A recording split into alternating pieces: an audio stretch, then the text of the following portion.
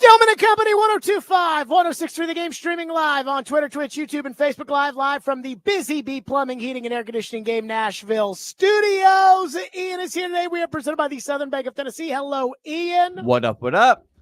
So, Ian, did you have any question when you went to bed last night what we would be talking about at the beginning of today's program? Oh, happy Sammy D Day. Sam Darnold is 1 hour away from freedom, from free agency for a third consecutive year. And I could not be happier, more excited, a little fearful of what may come next. 2 years ago, I was in Mexico. And I remember I was at a bachelor party in Mexico City as free agency and everything was going down. And Sam Darnold signed a 1-year contract with the San Francisco 49ers. I said, why? Sam Darnold played great at the end of the 2022 season for the Carolina Panthers. Why is he signing this deal to be the backup in San Francisco? Then last year, he signed a 1-year, $10 million contract with the Minnesota Vikings. And I said, that's better. Because at the time, the Vikings didn't have a quarterback. This was before they drafted J.J. McCarthy. And I kept saying, I want to see Sam Darnold given an opportunity to be successful, not with the stinky Jets, but a real opportunity to be successful, and I want to see what he can do. I said, I think he's better than Tua. And Joe Rexrode and everyone else, ha, ha, ha, ha, ha.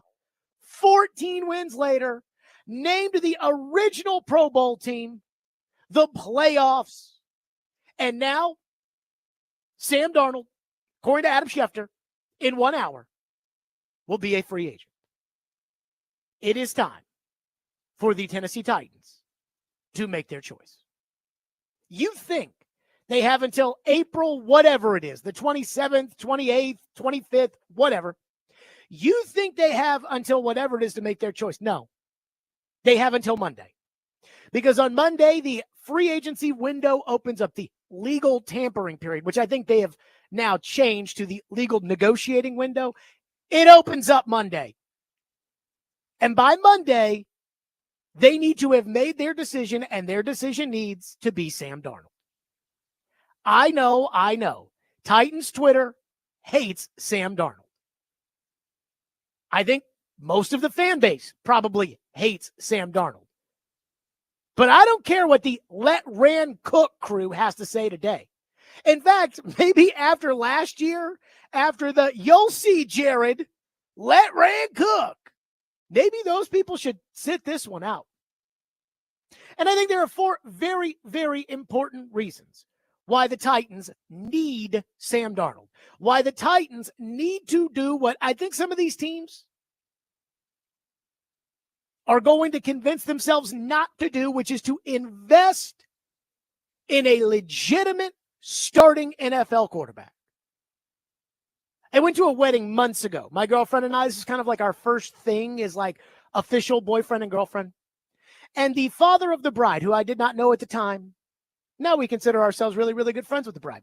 But the father of the bride came up to me, big fan of the show, was a former litigator, and told me, as a former litigator, he appreciates the way that I carve out my arguments.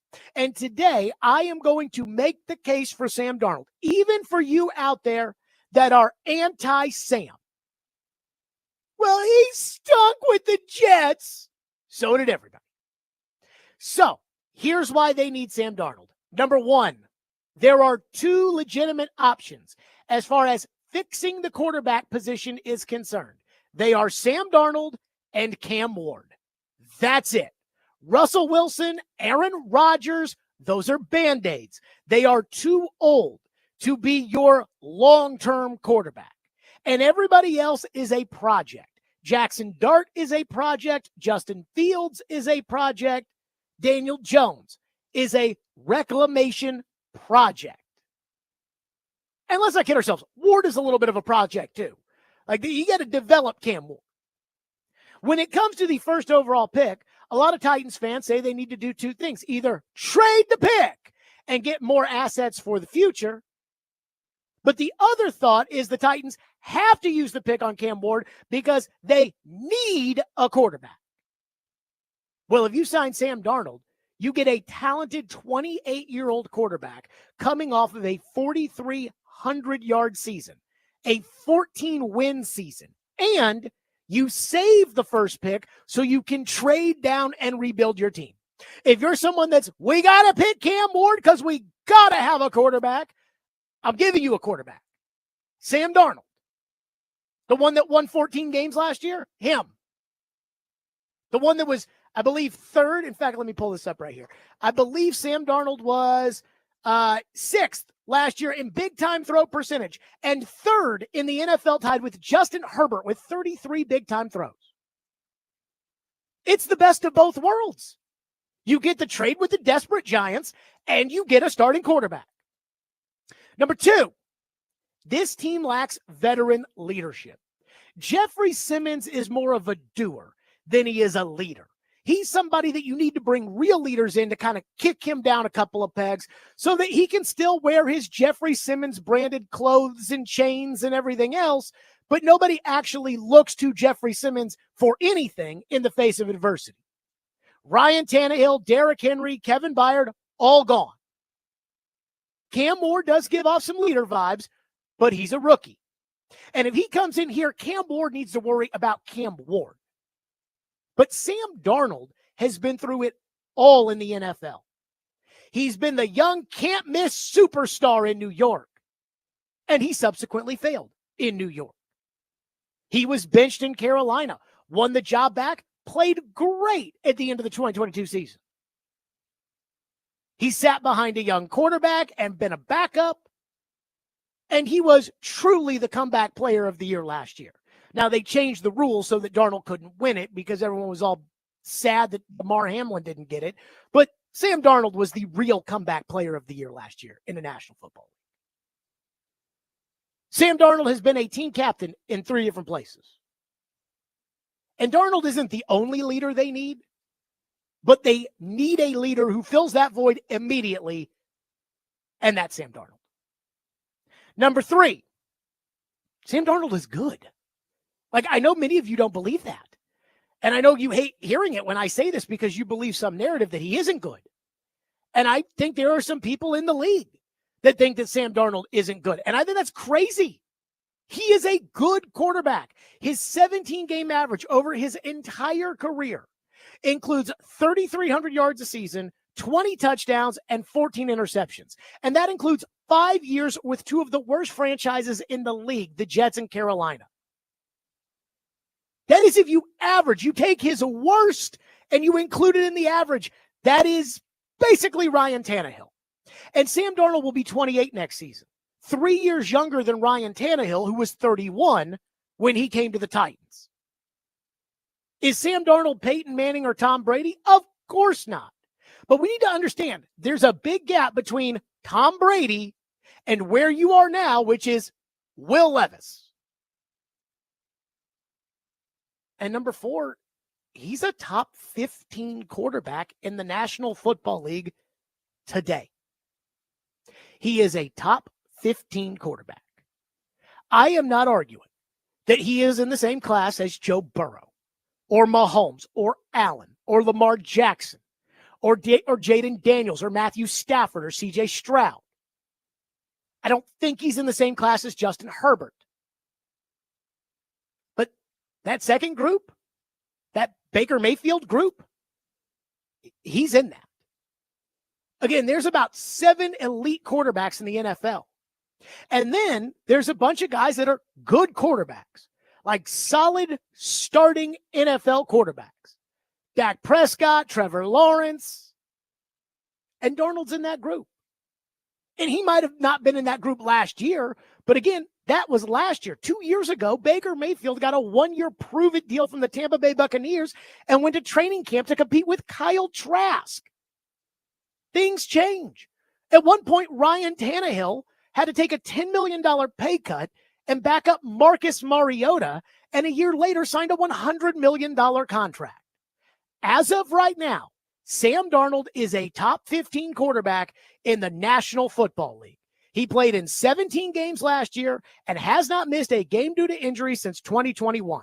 He was 5th in passing yards. He was 5th in touchdowns last year. He was 14-3 in 2024, and he was 4-2 in 2022. Again, his 33 big-time throws, third in the NFL, tied with Justin Herbert. His 5.6 percentage of big-time throws was sixth in the NFL and ahead of Joe Burrow at 5.3. And last year, and here's how I know he's tough. Not only has he rebounded from failing in New York and rebounded from dealing with the stupidity of Matt Rule in Carolina, but he led the league with 11 quarterback hits as he was throwing the ball last year. Sam Darnold is tough. Sam Darnold is a leader. Sam Darnold is good. Sam Darnold is 28 years old. What are we doing here? Why is the mystery box all of a sudden a better option? Well, Cam Ward could be Mahomes. I mean, he could be. But I guess I could be Mahomes. Let's put me there. I don't. So I am truly stunned. Like, truly stunned that Minnesota, and again, these are the reports, and I will cry like a baby if Adam Schefter's wrong and it comes out that Minnesota's tagging Sam Darnold. But now that he's free, now that I know you get to keep the 35th pick, even to get Sam Darnold, I don't understand why the Titans wouldn't jump on this. The guy that took the job, Mike Borgonzi, took the job and talked consistently in his opening press conference about stability at the position. A 28-year-old quarterback coming off a 4,300-yard season, 35 touchdown passes. That's not stable. 3-year contract. That's not stable. You want to take the unproven thing out of Miami? You think that's stable? The guy who doesn't have as good of a grade as Bo Nix coming out? You think that's stable? So to me, the argument is simple. Number one, he is one of the two legitimate options to fix the quarterback position. Number two, this team lacks veteran leadership. He represents it. 3, he's actually good. And 4, he's a top 15 quarterback in the NFL, and you guys are turning your nose up to it. 615-737-1025, which is our phone number, 615-737-1025. So I am going to address all of your arguments against Sam Darnold. I don't even need to go through the text line, but I will just, Ian, I feel like this is like one of those frequently asked questions sections of a website. I will bring up all of the anti-Sam Darnold talking points, and we will discuss them next. Stillman and Company, 102.5 The Game.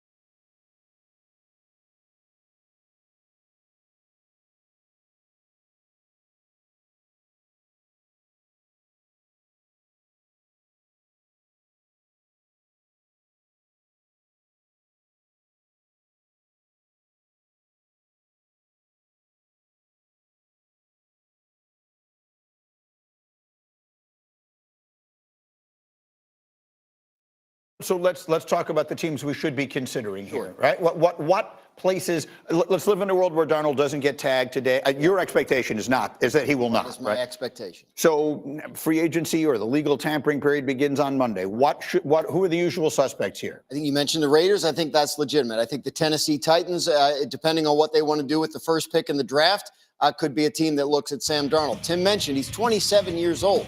You're not just bringing in a short-term Band-Aid. I mean, theoretically, we've seen one good year from Sam Darnold, but if you're bringing him in, you're convincing yourself that maybe this can be something like the long-term solution for us at quarterback. So Tennessee, if you have the one pick, if you have interest in the one pick, you want to trade it, maybe you bring in Sam Darnold to be your quarterback, you trade the one pick, move down a couple spots, get another great player. So I think the Giants will look into it. I think the Jets probably won't for reasons, based on the history that organization and he have together.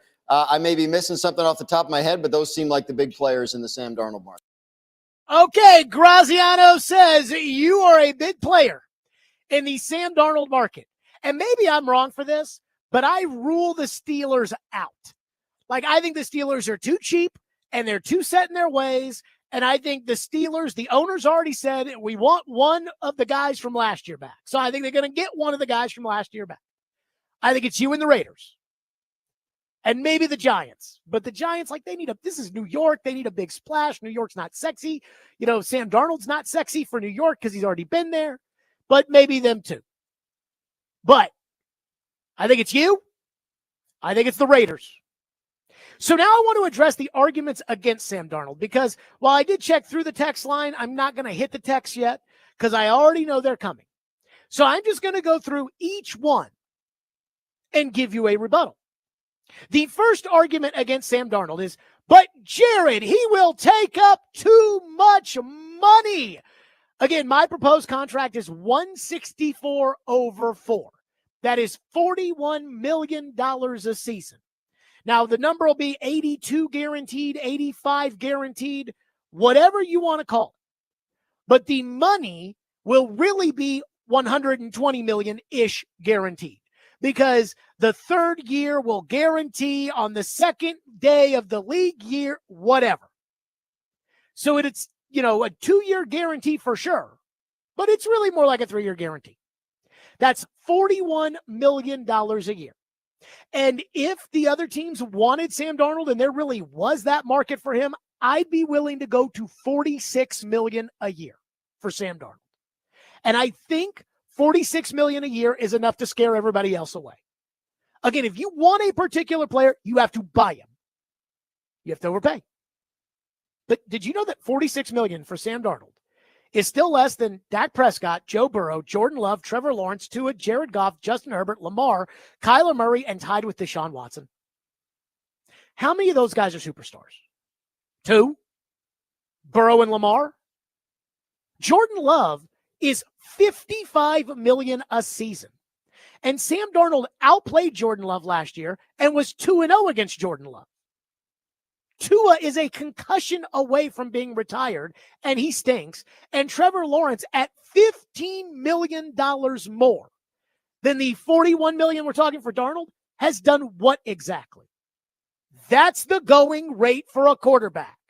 So if Jordan Love is worth 55, Sam Darnold at 41 is a steal. Argument number 2 against Sam Darnold. Sam Darnold had one good season. That is the narrative. That is false. Sam Darnold has had 2 good seasons. In 2022, Sam Darnold was 4-2 as Carolina starter, threw 7 touchdowns and 3 interceptions. He played a meaningful game at the end against Tampa Bay, division on the line, where he threw for 341 and 3 touchdowns, only to be outdueled by Tom Brady throwing for 432 yards. Again, in 6 starts, Sam Darnold had 10 big-time throws, which was 6.7%. Again, his big-time throw percentage last year, which was 6th in the NFL, was 5.6. So that's kind of in line, if not a little bit better that year in Carolina. So you keep telling me that he sucked in Carolina. In 2022, he was 4-2, had a higher QBR than Aaron Rodgers. 10 big-time throws in 6 starts. Argument 3. Sam Darnold was terrible at the end of last season, Jared. He was. He was bad in the Detroit game. He was bad in the Rams game. Now, we had Coach Les Steckel call into the show, and again, we didn't ask Coach Steckel to call in. He called in on his own volition. But he called in and said that was a coaching issue in Minnesota as much as it was a Sam issue. But was Sam Darnold the only quarterback that struggled in the playoffs last year? Sam Darnold was 25 of 40 for 241, a touchdown, and a pick against the Rams. That is a quarterback rating of 77.6. Jordan Love, the great Jordan Love, who was 0-2 last year against Sam Darnold, who makes $55 million a year. The great Jordan Love against Philadelphia, 20 of 33, no touchdowns, 3 interceptions, and a quarterback rating of 41.5. So Sam's horrible game. He should be banished. He's a backup. He's terrible. He's not good enough for the terrible Titans. The team that had Will Levis play quarterback last year, QB rating is 77.5. Jordan Love, the great Jordan Love, 41.5. Jared Goff, he makes $55 million a year. Again, you tell me that 41 is too much for Sam Darnold. Jared Goff against Washington, 23 of 40, 313, 1 touchdown, 3 interceptions, and a quarterback rating of 57.9. So Darnold was 77.6, Goff 57.9. Do those guys suck too? Are those guys not good enough for the Titans? If the Packers offered you Jordan Love, would you say no? Sam Darnold is only good. This is argument 4. Sam Darnold is only good because he has Justin Jefferson, Jordan Addison, and TJ Hawkinson. Joe Burrow has Jamar Chase and T. Higgins. Baker Mayfield has Mike Evans and Chris Godwin. Jalen Hurts has A.J. Brown and Devontae Smith. Matthew Stafford has Cooper Kupp and Puka Nacua. Do all those guys suck? You know, Dak Prescott's always had Amari Cooper or C.D. Lamb or Dez Bryant or, maybe we shouldn't give Dak $60 million. You do know the Titans general manager, president of football operations, all these other guys, former GMs they've hired to work for them. You realize it's their job to go get better players? That's not Sam Darnold's job. And I think there's this weird belief that if the Titans were to sign Sam Darnold in unrestricted free agency, all of a sudden they would just stop building their football team. Like, nope, we signed Sam. We're done. Because every time I bring it up, they're like, well, Darnold had a line in Minnesota. Darnold's starting left tackle got hurt for the entire season. They had to go trade for a guy. They had the 18th ranked offensive line in the NFL. So they had a below average NFL offensive line according to PFF. This team needs to draft a wide receiver to go with Calvin Ridley. You think Terry McLaurin just didn't do anything for Jaden Daniels? You know who had nothing around him last year? Drake May. And you want to know how he did? He stunk.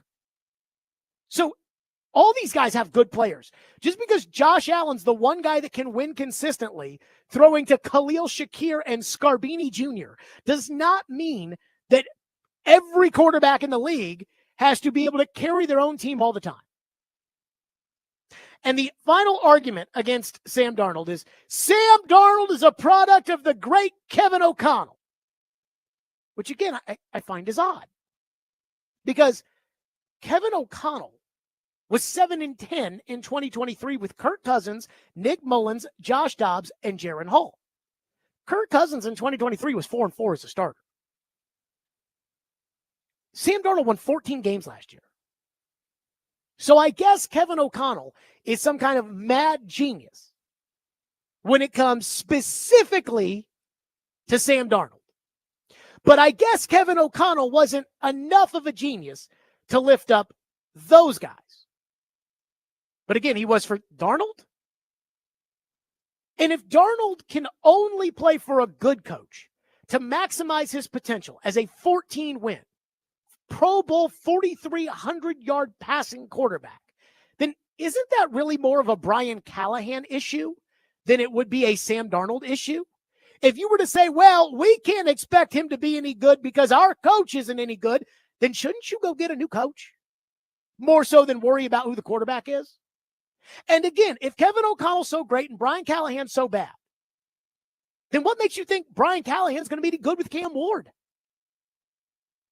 So again, for every argument you have about Sam Darnold, I think there's an equally fair rebuttal. Well, he's only good because he's got Addison and Jefferson.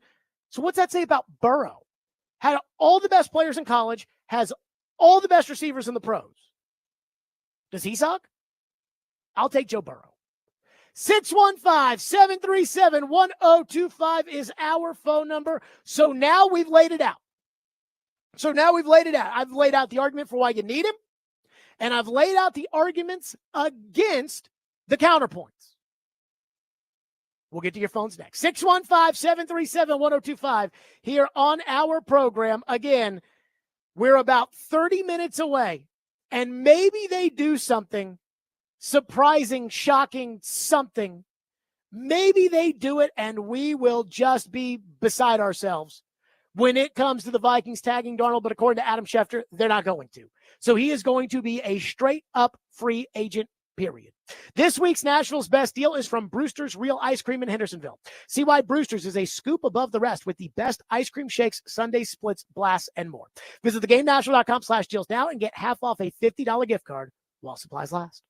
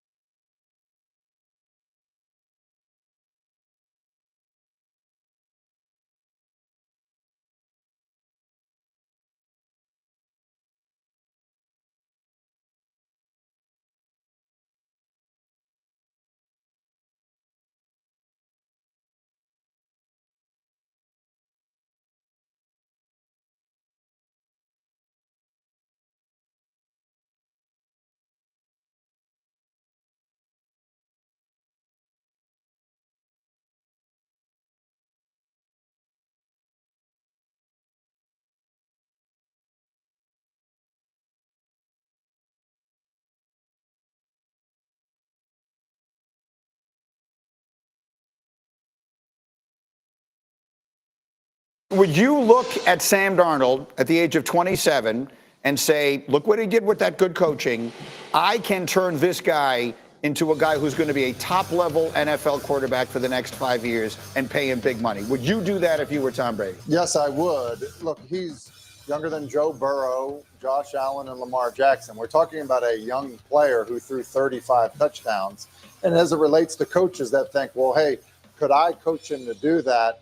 Look, every coach that's coaching in the National Football League, thinks they're better than the next guy. So if he did that in Minnesota with Kevin O'Connell and that group, then yeah, why don't you think he can have that same success? I think you absolutely should look at it that way, especially if you don't have a quarterback. And so, look, I do think, and I think Dan alluded to this, look, and I think you did as well, Graney, if the Vikings aren't willing to go to $40 million a year on Darnold, like there has to be somebody else that will, because there are teams that have gotten left out at quarterback and their seasons get ruined because of it. So, look, and we're talking about $40 million, which really is $10 million a year less than what the top tier quarterbacks are making. That was Tim Hasselbeck this morning on ESPN. And again, Greenberg's like, if you were Tom Brady, would you take a chance, Tim Hasselbeck? And Hasselbeck's like, yes. He's younger than Joe Burrow. He just threw for 35 touchdowns. He's younger than Lamar Jackson. And again, we're talking about $40 million instead of the $55 million that Trevor Lawrence makes. The $55 million that Jordan Love makes. By the way, it is official. According to Adam Schefter, Tom Pelissero, Ian Rappaport, all the insiders have tweeted out, which makes me think that there's a text chain that Jimmy Sexton, the agent, probably sent everybody, saying no tag in Minnesota for Sam Darnold. He is a free agent. Now, there's this weird thing that they keep saying every time they say no tag for Darnold, which is the two sides are still trying to work something out. But I don't understand what that means. If you're not going to pay him $40 million for one season, surely there will be a team that will pay him $40 million for multiple seasons. So why would you take less money to stay with a team that won't use the franchise tag on you, will let you go away as a free agent? Because eventually they're going to want to turn it over to the kid that they took number 10 overall last year in J.J. McCarthy. So I don't understand why Sam Darnold would take less money to stay in Minnesota, where, again, his successor is on the team. And one texter texts in, and I think this is a very fair question. If Sam Darnold is good, then why is Minnesota not tagging him and letting him go? Now, Matt Coller, who is a friend of mine, who I met at the Super Bowl a couple of years ago, and I really, we really hit it off in Vegas. He covers the Vikings. He's a long-time beat guy, now does a podcast there. I went on his podcast before they played the Titans. Coller's going to join us in an hour. And I am going to ask him about what is Minnesota thinking. This is what I believe Minnesota is thinking when it comes to Darnold. I believe they were so convicted last year in the decision to not keep Kirk Cousins and to go to J.J. McCarthy that when they turned in that card for that draft pick of J.J. McCarthy, they were drafting the quarterback of the future. And I believe that Minnesota is standing by that conviction a year later. That, look, maybe J.J. is ready to be unleashed on the league the way the Kansas City Chiefs unleashed Mahomes. But I believe that the way they thought in April of last year is the way they're still thinking now. That anything short of Sam Darnold winning the Super Bowl would not have changed their long-term outlook, that they were all in on J.J. McCarthy.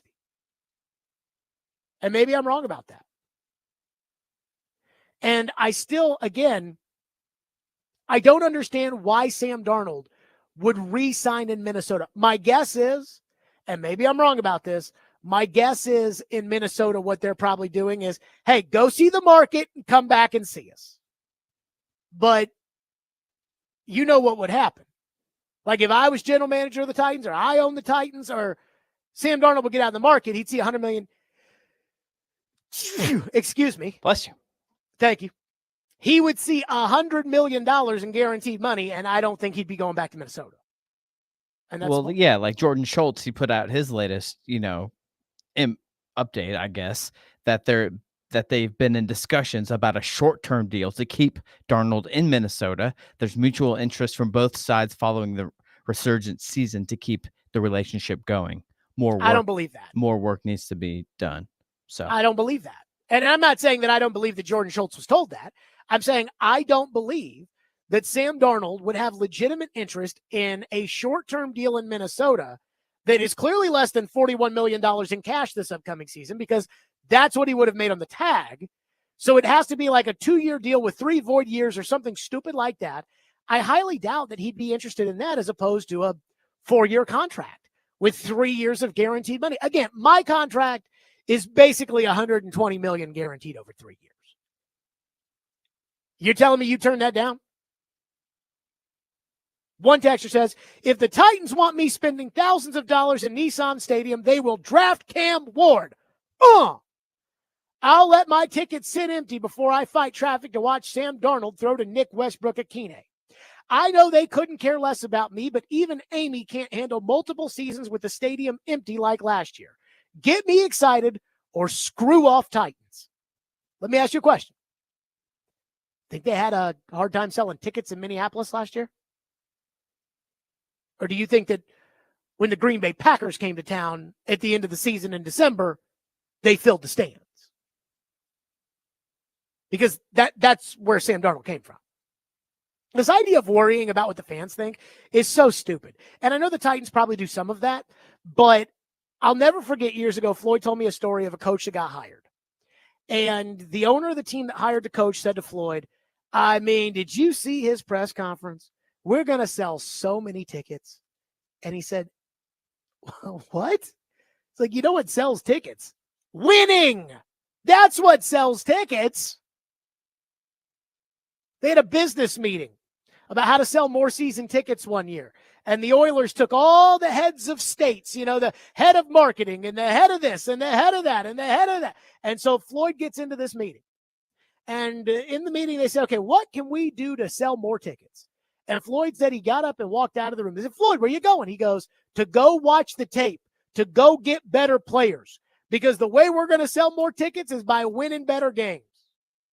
So this idea that, I won't pay to see Sam Darnold. Well, if he throws for 4,300 yards and 35 touchdowns next year, I bet you will. People paid to go see Ryan Tannehill. They'll pay to go see Sam Darnold. One text says, how much does signing Sam Darnold hurt the Titans' options with what they can do or get in a trade for the number 1 pick? I do not believe that it hurts their options at all. Again, the Giants aren't buying the pick from you to keep you from drafting Cam Ward. They're buying the pick from you to keep somebody else from drafting Cam Ward. From Cleveland drafting Cam Ward. Or the Raiders jumping them to take Cam Ward. Or the Jets. Holy crap. Can you imagine if the Jets jump the Giants and get Cam Ward? That is what they're worried about. So Ron has again, I just threw out the arguments for and against and everything else. Ron says, what we saw this past season was Sam Darnold's ceiling. Let's get to that next. Stillman and Company, 102.5, 106.3 The Game.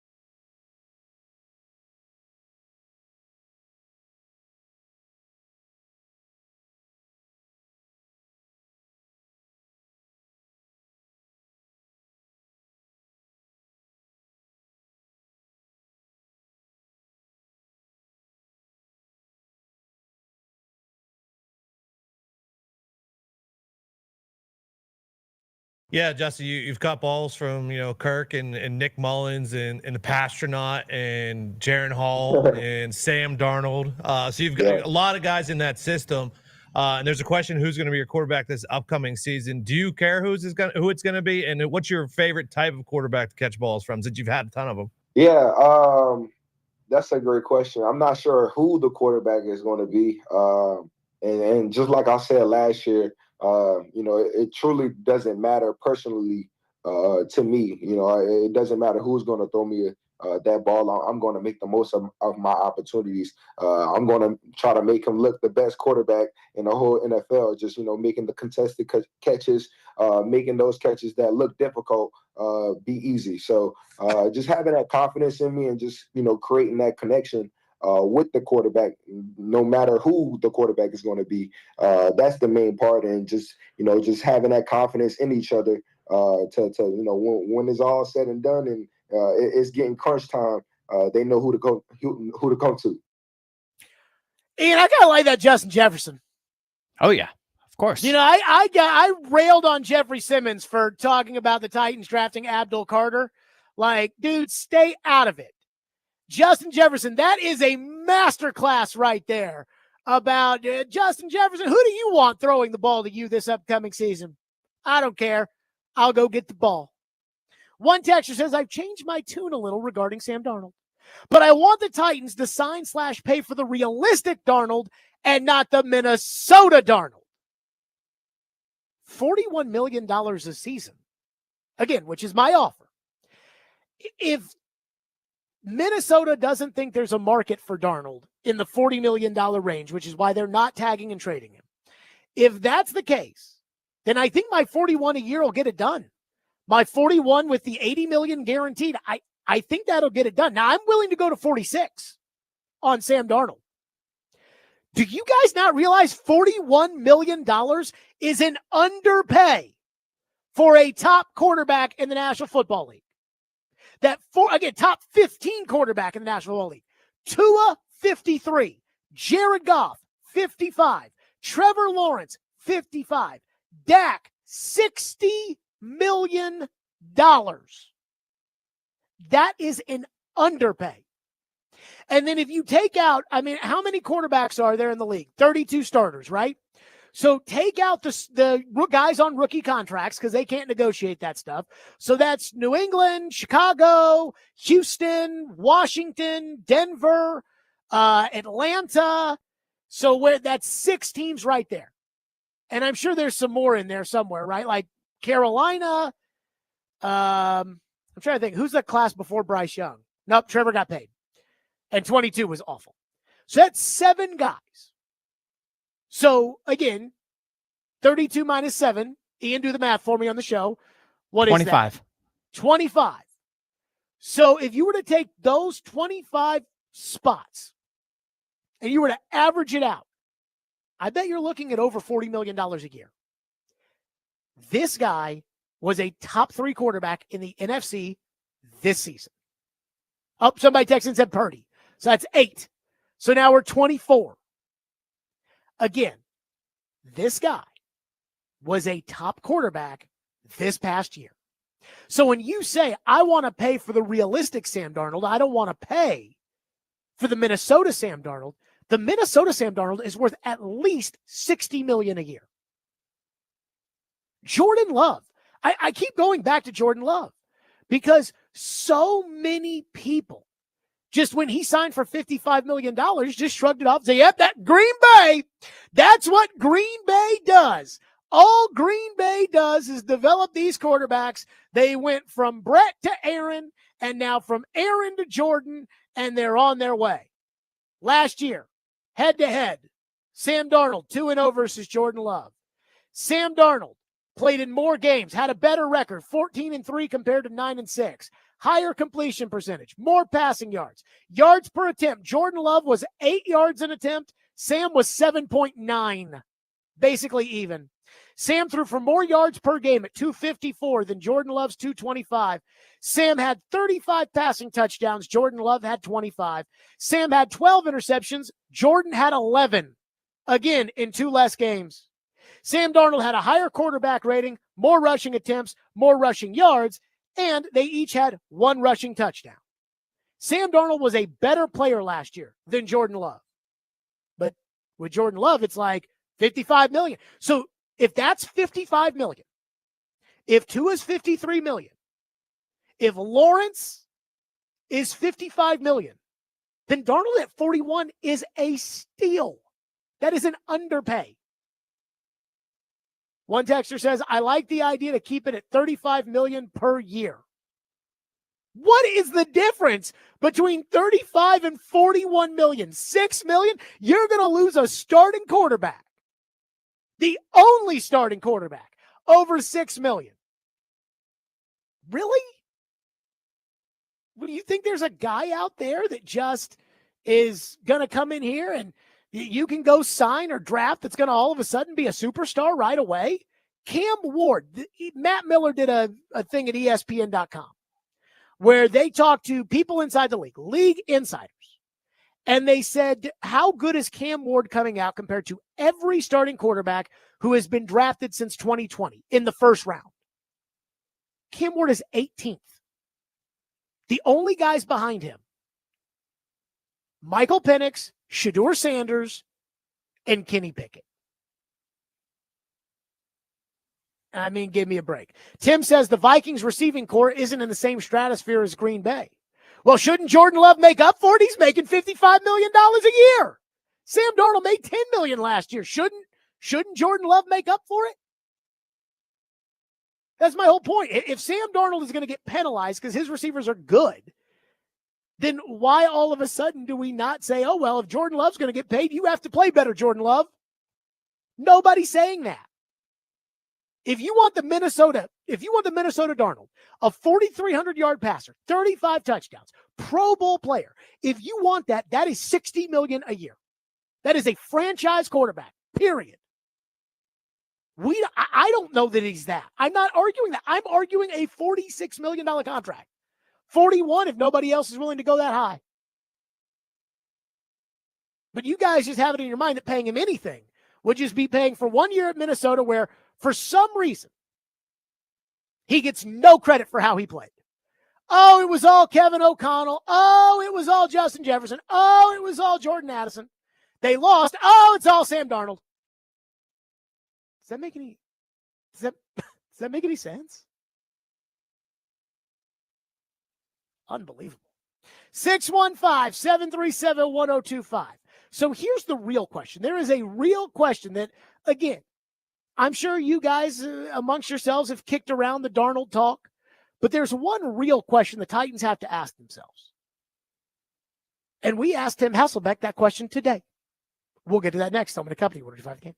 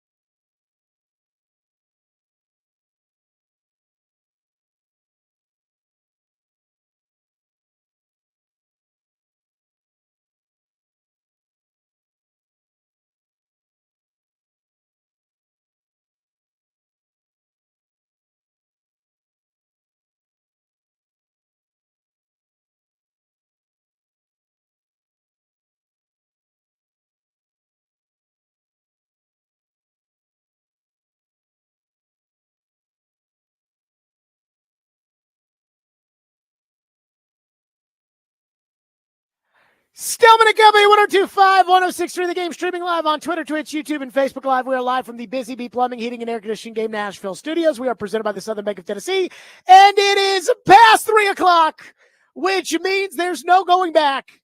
The Minnesota Vikings are not tagging Sam Darnold, which means, again, I talked about trading the 35th pick for Sam Darnold. I mean, there was a part of me this morning that wanted to call up the Minnesota Vikings and offer a 4th rounder just to get him to tag him. So I didn't have to worry about the Raiders. I didn't have to worry about the Giants. I didn't have to worry about a mystery team. But he is a free agent. And as I started the show off today, he is one of 2 legitimate options to, quote unquote, fix the quarterback position. Sam Darnold on a multi-year contract at 28 years old is the first way to fix the quarterback position. If you get Russell Wilson or Aaron Rodgers, or those are 1-year Band-Aids. That is a 1-year bridge type deal. You're not going to sign Daniel Jones to a multi-year contract, or Justin Fields or Mac Jones or any of those guys, so they wouldn't fix the position. And then it looks like after Cam Ward, all these other guys stink. So it is Sam Darnold or Cam Ward. This is the question that the Titans really have to ask themselves. Albert Breer had a piece at Sports Illustrated where Mike Borgonzi went over how Andy Reid attacked the offseason in 2013 when he got to Kansas City and the Chiefs were the worst team in the league, and they had hired Andy Reid and they had hired John Dorsey, and they were starting from scratch, and they didn't have a quarterback, and it was a bad quarterback draft. And in the piece, Borgonzi says Andy did the work on E.J. Manuel and Geno Smith and walked away from that and said, those guys aren't good enough. And that's why they pivoted to Alex Smith. They gave up 2 second-round picks for Alex Smith. And guess what? Alex didn't play for free. Now, the money is not comparable to what Alex Smith was making then compared to what the quarterbacks make now. But it wasn't like Alex Smith came in there and played for the league minimum. They paid Alex. So that was the question Andy Reid asked himself, which was Alex Smith or Geno Smith? The answer is obvious, Alex Smith. So Cam Ward, and using the first pick on Cam Ward, or Sam Darnold and trading the pick back to the Giants, or using that pick on a player you like Travis Hunter, or trading it back a couple of times and getting a really good player, which one? Tim Hasselbeck was on the Midday Show today, and Adam asked him that exact question 3 years from now. Where would you rather be? Would you rather have Cam Ward and go there, or would you rather have Sam Darnold and go there? Here's what Timmy said. Who would you say is going to be better 3 years from now, Sam Darnold or Cam Ward? Well, here's how I would say this, and I've thought about this. Is why my position on the Vikings, that they should build around Sam Darnold rather than J.J. McCarthy is this. The bust rate at quarterback is brutal. It's brutal. And so you just think of first round draft picks at the quarterback position. It's not even a 50-50 proposition. And so when you have somebody that's thrown 35 touchdown passes in a season, like what that guy did is he just put a stake in the ground. He's like, look, I can do this. Boom. Tim Hasselbeck just said, look, that Sam Darnold can do it. Now, again, you guys say, well, his coach was better in Minnesota than the coach here.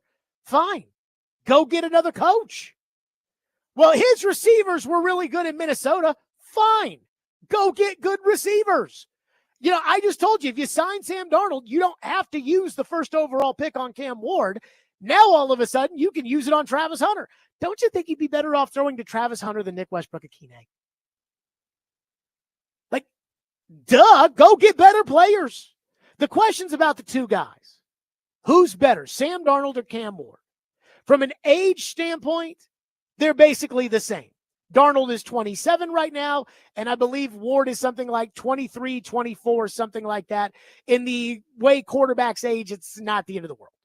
Not much of a difference. But Cam Ward hasn't even proven that he could win in the SEC or the Big Ten. Sam Darnold won 14 games last year. And then the question has to be about talent. Who is the more talented player, Sam Darnold or Cam Ward? Now, Sam Darnold, as we know, is a tier 2 NFL quarterback. He is not Mahomes. He is not Allen. He is not Burrow. He is not Lamar. He is not Stroud. He is not Daniels. He is not Herbert. And he is not Stafford.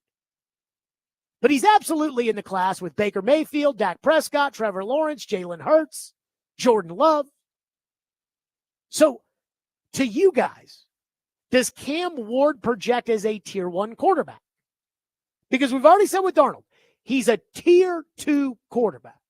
So in order for me not to sign, where again, it's just money, it's not draft picks. This isn't like Russell Wilson to the Broncos, where it was 2 first-rounders and 2 second-rounders and 3 players, and this is just straight cash. I can go buy a tier 2 quarterback. Does Cam Ward project as a tier 1 quarterback? According to NFL.com's draft profile of Cam Ward, he projects at a 6.39, which is, quote, will eventually be a plus starter.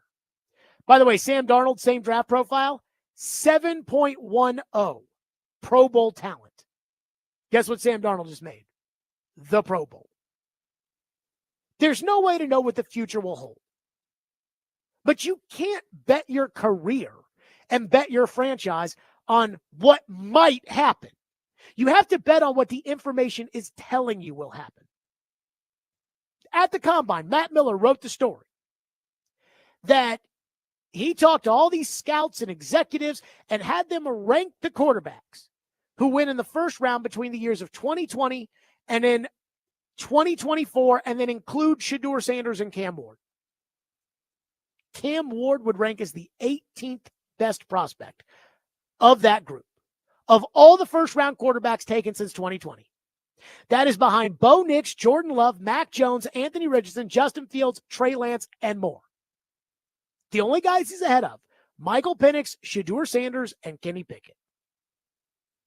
There is absolutely no way that Cam Ward is graded as highly as Sam Darnold was coming out of USC when he went 3rd overall in a loaded draft and a loaded quarterback class. So again, if your grade on Darnold coming out was, and let's use NFL.com's, if your grade on Darnold coming out was Pro Bowl talent, 7.1, and your grade on Ward is 6.4, that tells you Darnold, coming into the league, had more talent. Again, Darnold is a tier 2 quarterback. He's not a tier 1 quarterback. I'm not saying that he couldn't develop into a tier 1 quarterback, but to me, he's a tier 2 quarterback. He's in the Baker Mayfield class.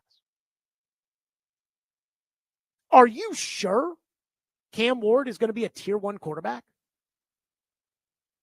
Because, again, think about what you're giving up to take Ward. Ward might not be as good as Darnold. Again, his profile doesn't say he's as good as Darnold or that he will be as good as Darnold is now. But not only that, the value of the pick, you could send that to the Giants, get a bunch of picks in return. You could trade it twice. In a perfect world, what happens is you highlight the player that you feel fits exactly what you want, that he's got the personality of a Titan, that he's got the talent to be a great player in the league, that he plays a premium position, but he's not the 3rd or 4th best player in the draft. You trade back to 3. You trade it again and then take that player. Is Cam Ward worth that? That's the discussion they have to have. And I like Cam Ward. I mean, I think he's a first-round quarterback. I don't think he's a number 1 overall quarterback, but I think he's a first-round quarterback. He's got legitimate talent. But at the same time, when it comes to the mystery box of Cam Ward, you have to be realistic of what that's going to be. And most guys do not see him as a tier 1 quarterback. So why wouldn't I just sign the tier 2 quarterback and then go use the asset to help support the tier 2 quarterback? And Tim Hasselbeck's telling you, take the two-tier quarterback. Take the bird in the hand. So I don't understand this idea of everyone saying, oh, that would be so stupid, unless you think he's a Joe Burrow caliber player. And other than draft Twitter getting excited about it, I'm not sure anybody actually thinks that Cam Ward is a Joe Burrow caliber player. 615-737-1025, which is our phone number, 615-737-1025. So somebody earlier asked, they said, what is Minnesota doing? Like, if Minnesota, if Darnold's so good, why is Minnesota letting him go? Well, just because a team lets you go doesn't mean that the team isn't the one at fault. The Titans traded A.J. Brown. But I am kind of scratching my head. We'll get to that next. Stillman & Company, 102.5 The Game.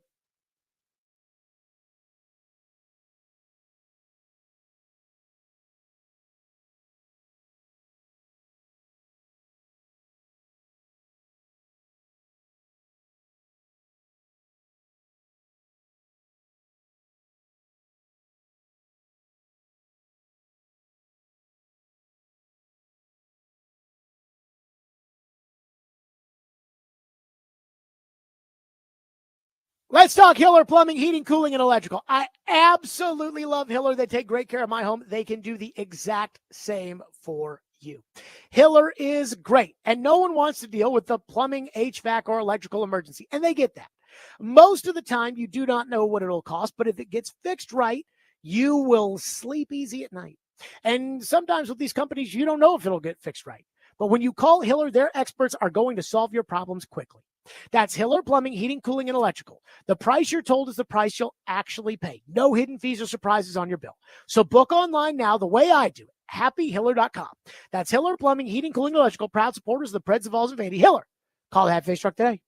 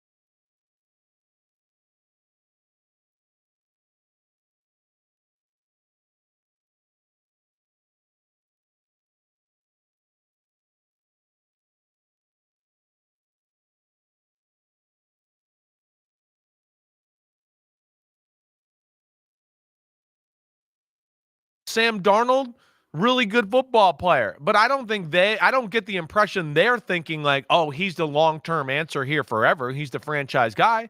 So then again, move on. Go to J.J. McCarthy, who you thought could be the long-term answer. And I would think everything is still there in play other than just health.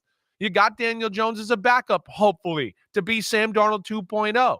But yeah, I just think I look at it and go, I would think it's actually a little bit crazy if they brought Sam Darnold back. I don't expect that. And I do think, like to your point and what you're saying, it's going to cause more problems than be a good thing within the football team. And it's just going to be constantly talked about. And then if Sam Darnold is the starter and he has a bad preseason game or plays bad in preseason game number 2 or regular season game number 2, we're all going to be going, well, what about J.J. McCarthy? You drafted him at number 9. Do you think you're going to put him in soon? Is J.J. McCarthy ready? So that to me just does not mesh or seem like a Kevin O'Connell, Kwesi Adefo-Mensah like type of move and what they would want to deal with all that crap.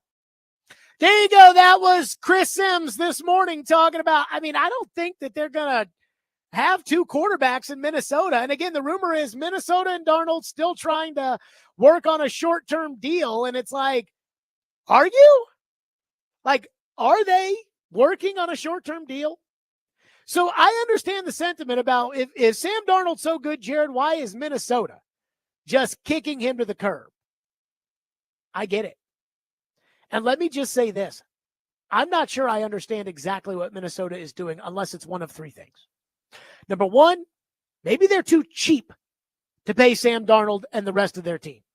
Right now, I heard Tom Pelissero say last week that they only have 1 player in the secondary under contract next year. That's Harrison Smith, and Harrison Smith might retire. Now, some of that's some really bad luck. They drafted the Jackson kid out of Oregon last year in the 2nd round, and he tragically passed away in a car accident. And so he was a big part of their plan, and obviously he's no longer there. So they still need the money to buy a secondary, and maybe, again, Minnesota doesn't have the reputation that the Bengals have, but maybe Minnesota's owners are like, hey, here's all the money you got. You want to give 40 of it to Sam? Be my guest. But maybe they're just too cheap. Why does Jerry Jones not go spend on free agents? Because he's too cheap. Why does Robert Kraft not spend on free agents? Because he's too cheap. So maybe that's the first reason.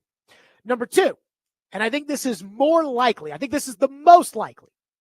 Number 2, I think they are too stuck in their ideas that they had last year about JJ being their guy to be the long-term replacement for Kirk Cousins.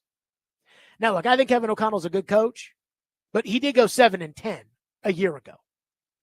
Like, it wasn't like Kevin O'Connell took Jaron Hall and turned him into Tom Brady. Let's keep that in mind. But this seemed to be a Kevin O'Connell thing to circle J.J. McCarthy. And so they drafted J.J. And when you use a top 10 pick on a quarterback, sooner or later, but more likely sooner, he's going to be your guy. And you're going to sink or swim with that guy. I see the Colts talking about bringing in competition for Anthony Richardson. Man, Chris Ballard and those guys, that's their guy. They better find a way to make it work. They've done everything to ruin it up into this point, but they got to make it work. But I can see Kevin O'Connell because most coaches are this way. It's kind of where confidence and arrogance kind of meet in the middle. And I can see Kevin O'Connell liking what he likes about J.J. McCarthy and saying, I can coach him. And last year the plan was, we'll sign Sam Darnold, and if we end up getting the quarterback, if he falls to us, then we'll take the quarterback and we'll figure it out. If not, Sam will be our quarterback. They got the quarterback, they took the quarterback, and then the quarterback got hurt. But if they're still living in April of 2024 and dismissing what Darnold did last year, I could see Kevin O'Connell saying, I will coach JJ because I was the one that coached Sam Darnold. Remember that Bill Walsh thought that Rick Meyer was the next Joe Montana. So that's the more likely scenario is they got an idea in their head that JJ was the guy no matter what, and they're sticking to it. Number 3, they are about to unleash JJ McCarthy on the world the way that Kansas City unleashed Mahomes. With Mahomes, there was no question. As soon as they got to the Super Bowl, it came out Alex Smith out, Patrick Mahomes in. Now, we didn't know about Mahomes because, again, they had been keeping that under wraps. They had been developing that at practice. That day, Travis Kelce, who was a star NFL player, but not an international superstar, Travis Kelce was doing a Super Bowl promotion with Adam Lefko, who was with Bleacher Report at the time. He now is kind of the backup to Ernie Johnson on TNT. And so the promotion was they were playing Madden football against each other. And after the trade was announced, Travis Kelce paused the game and put Mahomes in at quarterback. And it was like, oh, yeah, this guy, he's going to be. Maybe Minnesota knows. There were a lot of people when Kansas City just cut ties with Alex Smith and said, well, wait a minute. Alex has won them a lot of games now. Are you sure you want to do that? So maybe Minnesota is ready to unleash J.J. McCarthy. But what I think is more likely is I think Minnesota just thinks like, J.J.'s our guy, and we can coach him. And I think they're making a mistake. I'm a bird in the hand guy. Sam Darnold is not 35 years old. Sam Darnold is 27 today. Like, that's a franchise quarterback. 27 years old, throwing for 4,300 yards, winning 14 games, 35 touchdowns, 6th in the NFL in big-time throw percentage, 3rd in the NFL in big-time throw totals. That's a starting quarterback. Like, I know that Baker Mayfield signed a 1-year prove-it deal and then proved it, and then signed an under-market 3-year deal, but Baker Mayfield is a franchise quarterback in Tampa Bay. And I don't give a rat's ass about what happened in Cleveland and the Rams and the Panthers. I don't care about that. He is their franchise quarterback. That's where Darnold is right now. One texter says, does it not concern you that everything we're saying is Sam is or has done, with the asterisk that he has done it one time after having not done it a lot of times? So here's the kind of comparison I'll use. First of all, I think Darnold was very good at the end of the 2022 season. Again, I think Baker. Ian, I think we can say Baker is a franchise quarterback. Like, he is the Tampa Bay Buccaneers franchise quarterback right now. Probably so, yeah. Okay. Baker was 1-5. Darnold was 4-2 with the same team. So this isn't, in my opinion, a one-year thing. The second thing is, let's use the Jets as an example. Now, a lot of people get divorced, and I have nothing against it. A lot of people have been divorced, they get remarried, they live happily ever after. Just wrong person, grew apart, too young, whatever. But when you get married and is subsequently divorced 5 times, at that point, you become the problem. Well, when it comes to when it comes to the Jets, you think it's a Darnold problem? Or do you think it's a Jet problem? Mark Sanchez, Geno Smith, Sam Darnold, Zach Wilson, Aaron Rodgers, they've all failed. And Geno Smith has gone to Seattle. And Geno was a second rounder in a bad QB draft. And Geno has had a solid second act. Well, Sam Darnold was the 3rd pick in a good quarterback draft. Sam's got more talent than Geno Smith. You see what I'm saying? Nathan is up next here on the program. Nathan, thank you for calling and waiting. Go ahead. Jared, I just want to say my honest opinion. I just don't think Sam Darnold is the greatest pickup that we should get, in my honest opinion. Who's better? In my opinion, I really think that Cam Ward, I think he could be better than Sam Darnold. I know I'm probably going out on a limb here and saying, thinking that, that's crazy and stuff. He's going to be a rookie. Yes, he's going to be a rookie. He will have some growing pains as a rookie. But I think eventually, over time, if the Tennessee Titans could get the right coaching staff, if we could get that, and we can teach Cam Ward the plays, what we need to do, I think he can eventually outgrow Sam Darnold. And what I'm going on here is I also want to add this. I think Sam Darnold, he just got lucky when Kirk Cousins went down, and I think Dobbs went down in that season as well, and he stepped in and filled in for those people. That's not what happened at all. How do you get lucky and win 14 games in the NFL? He got lucky. I just think he had injuries. The team the year before was a 7-win football team. This year they were a 14-win team. By pure luck. I just think he got lucky. I just think he got lucky. I'm dead serious. Honestly, if you put him, I can't argue that because there's no way to there's no way to quantify. Did Sam Darnold get lucky? Like that again? They won 7 games the year before. They were 7-10. They won 14 games last year. So did they just double? Like did Sam got lucky and they just doubled their win total? Is that how this works in the NFL? Again, you keep saying, I think Cam Ward can be better. Well, they don't even think Cam Ward is as good of a prospect coming out as Mac Jones. So while you may think, I think he can be better, I can tell you this right now. A lot of people think he can be worse.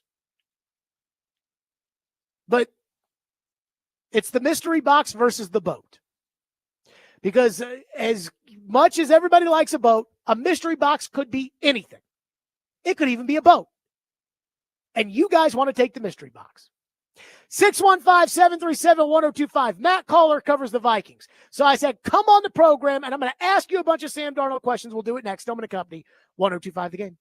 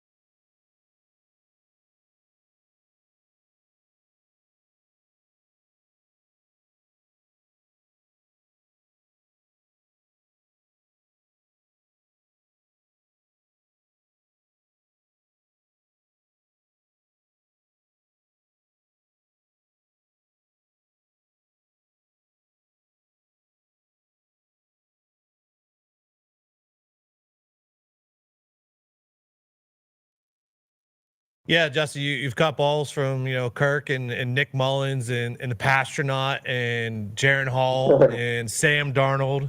So you've got a lot of guys in that system. And there's a question, who's going to be your quarterback this upcoming season? Do you care who it's going to be? And what's your favorite type of quarterback to catch balls from, since you've had a ton of them? Yeah, that's a great question. I'm not sure who the quarterback is going to be. And just like I said last year, it truly doesn't matter personally to me. It doesn't matter who's going to throw me that ball. I'm going to make the most of my opportunities. I'm going to try to make him look the best quarterback in the whole NFL, just, making the contested catches, making those catches that look difficult be easy. So just having that confidence in me and just, creating that connection with the quarterback, no matter who the quarterback is going to be. That's the main part. And just, just having that confidence in each other when it's all said and done and it's getting crunch time, they know who to come to. What a superstar answer by Justin Jefferson. I mean, a superstar answer. Jeffrey Simmons goes on a podcast, says, we need to draft Abdul Carter. I'm like, I'm sure the GM loves that one. It's like, well, what's he supposed to say, Jared? That. What a superstar answer. But I do wonder, who does Justin Jefferson actually want to play quarterback for the Vikings? And so I'm trying to figure out, I've already made up my mind. I think the Titans should go after Sam Darnold. I'd offer him 4 years, 164. It'd be 82 guaranteed. And then the third year would guarantee on the 5th day of the second. It would basically be 120 guaranteed. And I'm done at quarterback. And then I can trade the first pick. I can draft Travis Hunter, whatever. Matthew Coller joins us now on the program, a longtime Viking scribe, wrote a book about analytics in the NFL. He is a good buddy of mine. He came on the show last year at the Super Bowl, really hit it off. He covers the Vikings for Purple Insider, joins us on the program now. So, Coller, I want to start here with it, which is, why are the Vikings not franchise tagging Sam Darnold? And do you actually believe that there is any chance that Sam Darnold will sign a short-term deal with the Vikings, as many of the insiders are starting to project or at least believe is possible? I think the main reason they're not franchise tagging him is because the franchise tag is a lot of money. And when you have $60-something million to spend on the cap, if you were to have $41 million of that all into Sam Darnold, you can certainly work it out in terms of signing other players and kicking money down the road. But the Vikings have no cornerbacks right now. They need at least 2 new offensive linemen. They could use a new defensive lineman. Like, they've got a lot to do in free agency. And I don't think that they want to hamstring themselves by franchise tagging him unless they were going to use that threat to try to sign Sam Darnold. But again, once he's already got $41 million guaranteed, he might not want to sign to a short-term contract, and that becomes a little more complicated. And as far as do I believe it, I do believe it. I've always left the door open for this possibility that Darnold would come back because of his relationship with Kevin O'Connell. I mean, the fact that, you heard from Justin Jefferson, there's nobody like him as far as for a quarterback, making a quarterback better. And if you go to other teams, they don't all have Justin Jefferson. I think he really liked the locker room, the environment, the Twin Cities, his teammates, and the fact that, everywhere else had given up on him. And this was the place that took him to new heights in his career. And from the Vikings perspective, J.J. McCarthy has only thrown 716 passes in actual football games since he left high school. And he's 22 years old. He missed an entire season with a knee injury. He did lose a lot of weight. And I could see where Kevin O'Connell would say, well, we got a 14-win team, so we should run it back and continue to develop J.J. McCarthy in kind of the style that the Green Bay Packers did with Jordan Love. And, at the end of the day, Jordan Love gets in and looks pretty good right away and takes his team to the playoffs in back-to-back years. And it's okay if quarterbacks develop. And I think Kevin O'Connell, more than anybody else, believes that it's okay if a very young quarterback has a chance to develop, so they can kind of split the difference between staying competitive and bringing along McCarthy. But what's going to matter the most is the dollar figure and whether Sam Darnold would actually agree to a short-term type of deal that would not lock him into the Vikings or the Vikings into him, or if he wants to go somewhere else like Tennessee and try to be the guy and have them build around him. Okay, with that being said, if I offered Sam Darnold $120 million practically guaranteed, $82 million fully guaranteed at signing, and a $164 million contract, do you think there is any chance he's back in Minnesota? No, I don't. I mean, I think part of this is to have Sam Darnold go assess his market, and whether he's doing that right now. Not that any team would tamper, but if text messages were accidentally hit send before that legal tampering period, well, I don't know what the NFL would do about it. But maybe even when he gets to the legal tampering period, which is March 10th, that he can have those official conversations. It's possible that another team comes in and totally blows the socks off. You're our guy. We're going to put down big dollars. But, I think that had that been the buzz coming out of Indy, that we wouldn't be hearing so much about the Vikings bringing him back. And it seems like the intel is that there isn't as much appetite for some team to go all in on Sam Darnold as maybe we all would have thought. I would have expected that there would be offers like that after Kirk Cousins got $45 million, $100 guaranteed, a 4-year contract with the Falcons after tearing his Achilles and winning one playoff game in his career. I would have thought Darnold would have been a very attractive option, but that might not be it. I mean, with weak draft, I guess I again would have thought that Darnold would be the guy, but there might not be as many teams that are lining up to give him big dollars. And for him, I think environment is going to matter maybe more than anybody else at that position, because he knows what it means to be in the worst organizations, and he knows what it means to be in one of the best organizations. And that gap in his play was so enormous that I think him more than anybody else would take that into consideration. And just having been around him for a year, he doesn't strike me as a guy who, like Kirk Cousins, who wanted to squeeze out every single last dollar. I think there are other factors that would matter a lot to him. But again, I go back to the contract. So if I were the Titans and I was running the Titans, I would give Sam Darnold that contract that I'm talking about. Even though the Titans are a terrible organization, not very good on the offensive line, head coach is on the hot seat, owner is crazy. I mean, again, is he still going to turn down $120 million guaranteed?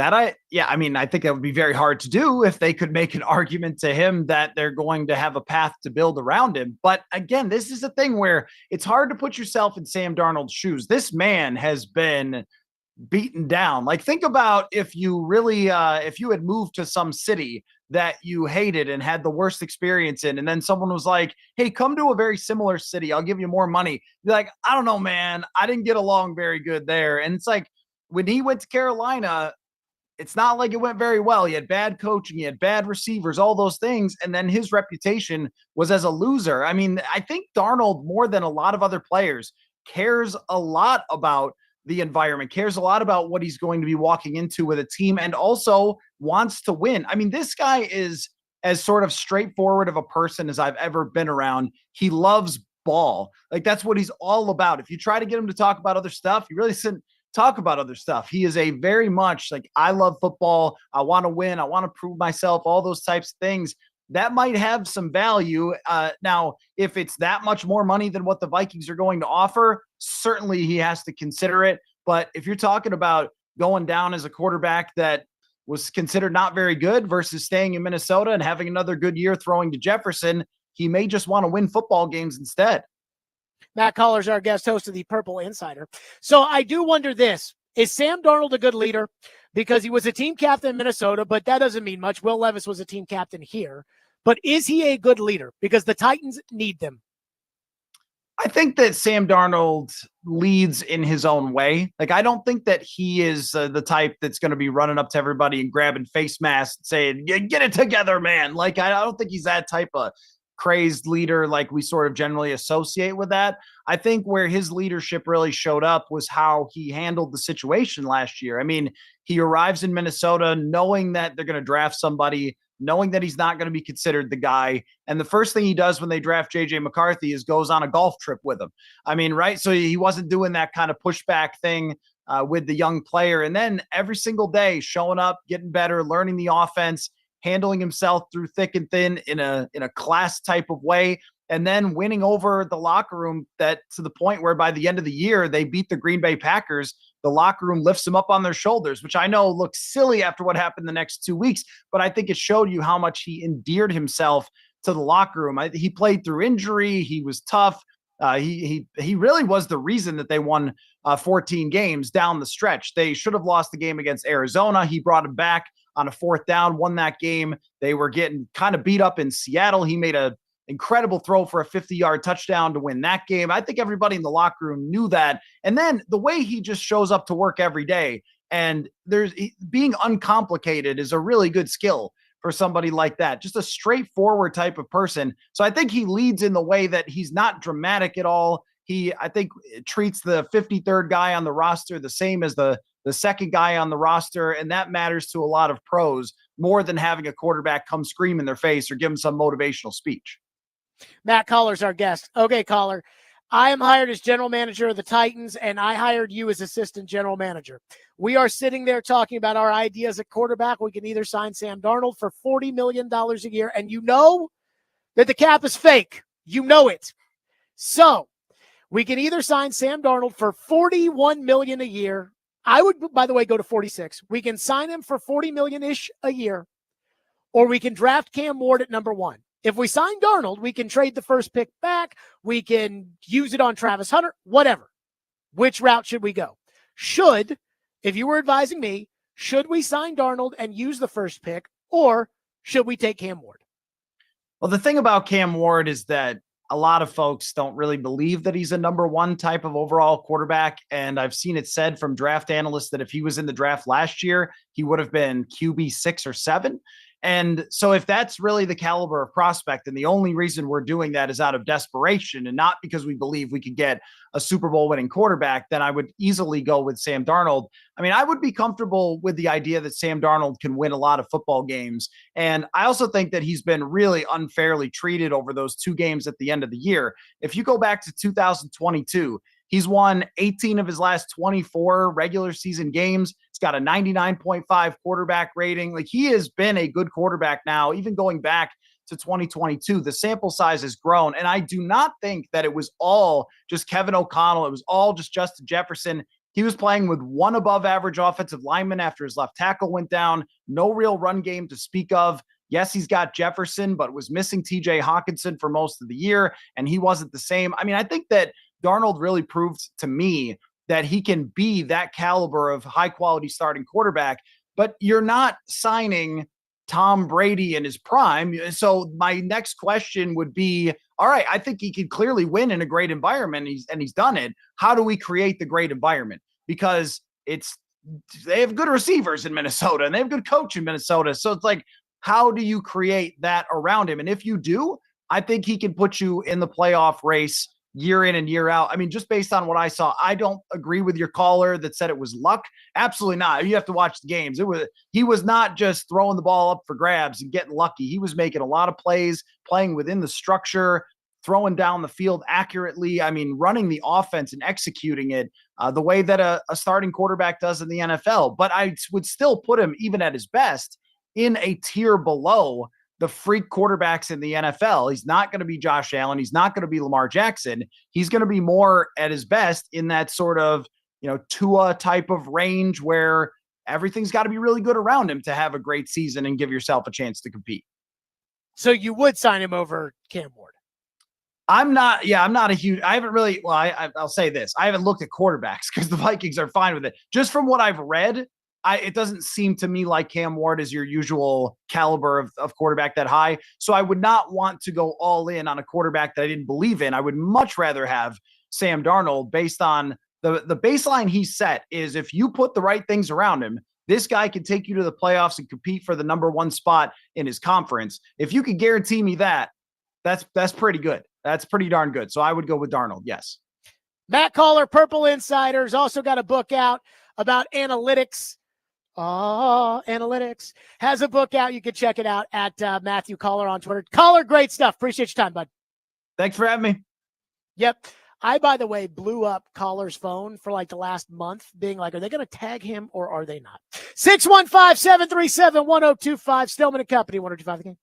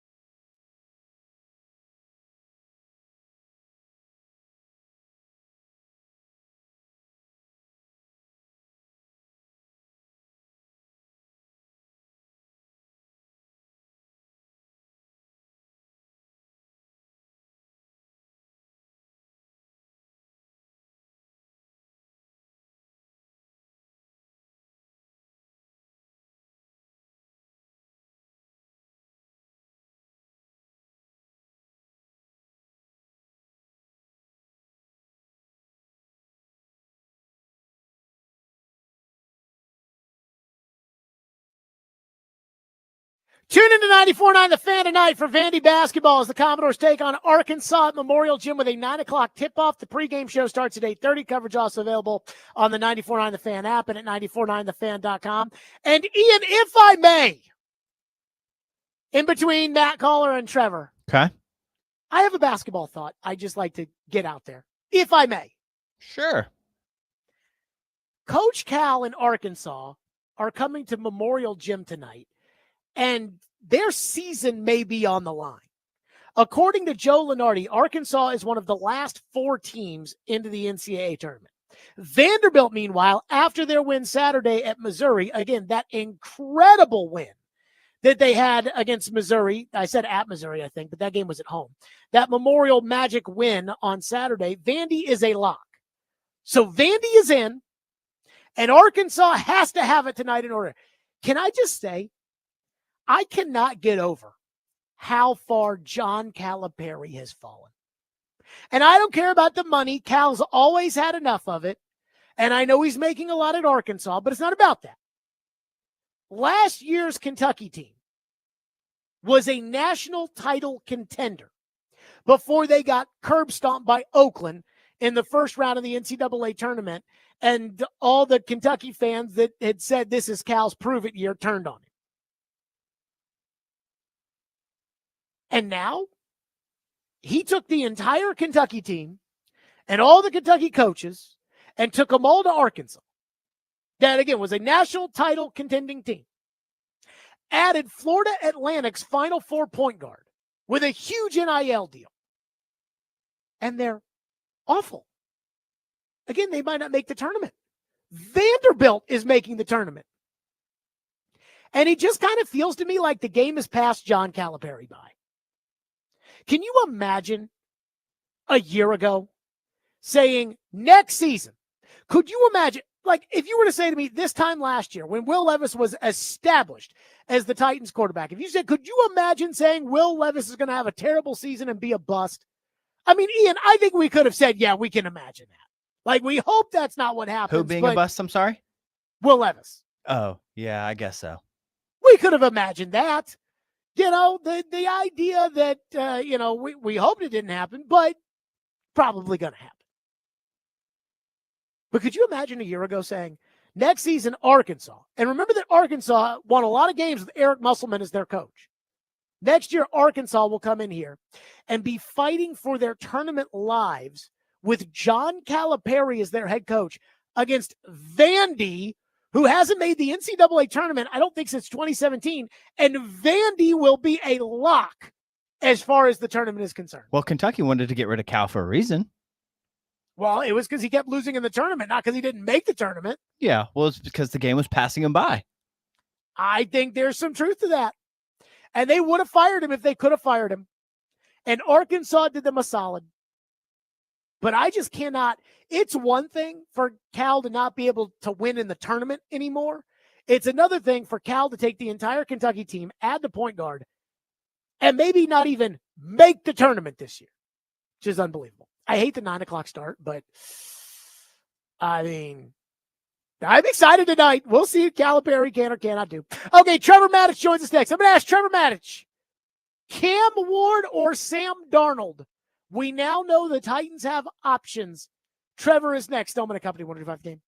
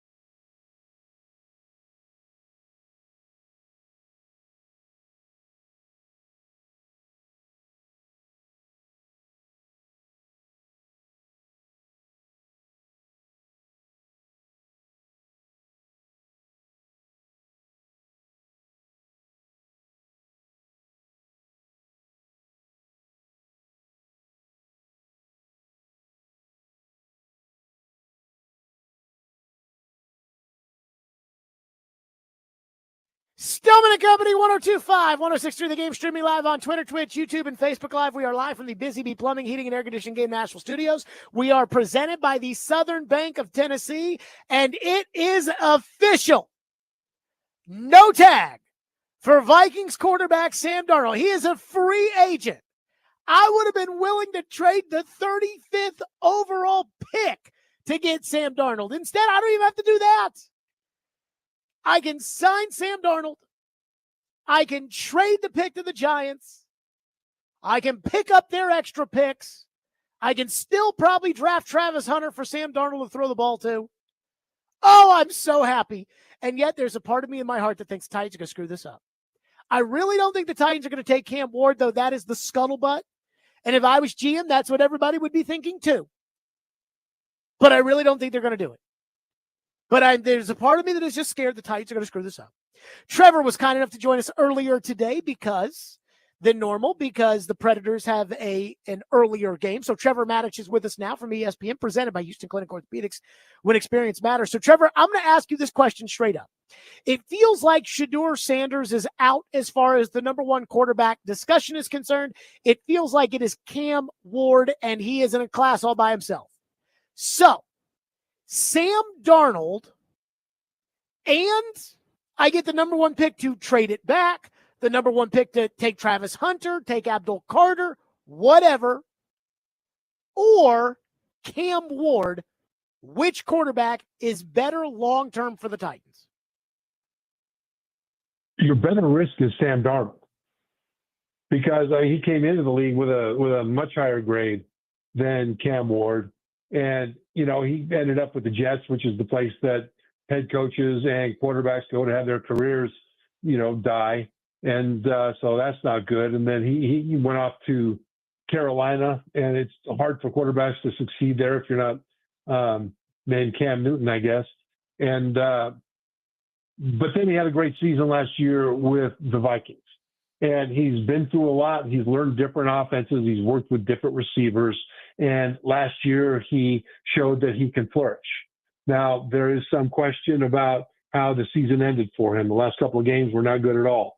But over the course of the season, he showed that he could play. Cam Ward, we think we can play. But if you look at first-round quarterbacks, their hit rate, meaning they play out their rookie contract and then they sign with the team that drafted them for the next deal, or they got traded during their rookie contract and then they got signed by the team that traded for them when their rookie contract expired. So they get re-signed off their rookie contract where they are. The hit rate is like 46%, depending on which researcher you're looking at. This is from one of the ESPN. That means you've got a little bit less than a 50-50 chance that your first-round quarterback you're going to re-sign. And Sam Darnold is going to give you at least that, probably better, and you don't have to develop the guy. The guy's already developed. He just has to learn your offense. And so there is no guarantee that Cam Ward is going to come in and do better than Sam Darnold. There's also no guarantee that Cam Ward is going to come in and be a good quarterback anyway. I think he probably will be, but, I thought a lot of quarterbacks would come in and had a very good chance to have good careers, and they just didn't. Based on how high they were drafted. And so right now, if you're asking me, who would I rather have, Cam Ward at number one or sign Sam Darnold? I would say 1,000% sign Sam Darnold. Now, in other years, there are quarterbacks coming out of college that I would say, no, you take that guy because he has a chance to be a generational quarterback. I don't think Darnold is a generational quarterback, but I think Darnold can be a steady, serviceable quarterback that can win as much as the talent around him is capable of winning. Maybe even elevate it a little bit, but not a lot. I'd rather have that guy that can elevate everyone around, but there's no guarantee that Ward is that guy. And the truth of it is, I think it's less than likely that he's that guy. I hope he proves me wrong. I wish him the best. But if I've got to take either a playmaker at number one or trade back, and have Sam Darnold as my guy, I'm taking the risk with Darnold, and I'm building the team around it. Okay, from that standpoint, Matt Miller, your colleague at ESPN, put out a post where he talked to league executives and scouts and had them rank every quarterback drafted in the first round since 2020 and have them ranked only by how these scouts and executives viewed them going into the draft. So forget about what they've done in the NFL. This is just their draft status. And Matt Miller's list has Cam Ward 18th out of 21. Only ahead of Michael Penix, Shedeur Sanders, and Kenny Pickett. That means that Bo Nix is 17th, ahead of Ward as a prospect. Jordan Love 16th. Mac Jones 15th. Justin Fields 14th. Anthony Richardson 13th. Trey Lance 12th. J.J. McCarthy 11th. And so on and so forth. I asked this question because, Trevor, do you buy that Cam Ward is really just a good prospect for this season? And that when put into the historical context of the previous draft quarterbacks is towards the bottom end? Do you buy that? I don't. I think he's better than a lot of those names that you mentioned coming out of college. Part of the reason is his experience. I mean, one of the reasons Bo Nix, I think, has had such success as a rookie with Denver is because he played almost more football games than any other quarterback in history. I mean, Dylan Gabriel now of Oregon, I think, has surpassed him, but he played so much football that, he was a relatively known quantity coming out of college as a college player. That doesn't mean he'll succeed in the NFL, but at least you knew. And Trey Lance is a guy that is ahead of him on that list by, six places or something, 18 to 12, I think, if I'm doing the math right. Trey Lance was a quarterback at North Dakota State. He had one full season as a starter, and he was phenomenal. Then the next year was the COVID year, and they played one game just to get him a game in, and that was it. And the 49ers traded up in the first round to take it. And then they gave up on him and shipped him off to Dallas. And so, Trey Lance ranks coming out of college ahead of Cam Ward. Well, whatever the traits were, he certainly didn't have the experience. And I think that just the experience alone is going to give Cam Ward a better chance than Trey Lance to succeed in his NFL career early and to succeed overall. Now, I may be totally wrong about that, but certainly, I disagree with the ordering of that list because of some of the people that coming out of college they had graded higher than Cam Ward. And I would not put all those people ahead of Cam Ward coming out of college. Do you view Cam Ward as an elite? Go ahead. I was just going to say, Cam Ward came out of college, out of high school as an unrecruited guy, essentially, just because of the nature of the offense that he ran and where he played in high school. And he went to Incarnate Word in the FCS. From there, he transferred to Washington State, and then from there, he transferred to Miami. So he played a lot of football under different systems with different people as well. So that's the bow on top of the comparison with him and Trey Lance. Trevor, as a quarterback prospect, do you view Cam Ward as an elite quarterback prospect? Again, Caleb Williams, Drake May, Jaden Daniels kind of had that label last year. We know Joe Burrow had that label a couple of years ago. Zach Wilson ended up not being anything, but he had that label. Does Cam Ward, from what you saw him do at Miami, is Cam Ward an elite quarterback prospect in your opinion? I think he's got a borderline elite arm. And certainly you could say that he has an outstanding talent as a thrower because he's able to throw it from the pocket accurately. He's able to throw on the run accurately. He's able to change arm angles. And when he's in the grasp and he's being, thrown to the ground, he's halfway down and he throws an accurate pass anyway, 10 or 12 yards down the field to complete it.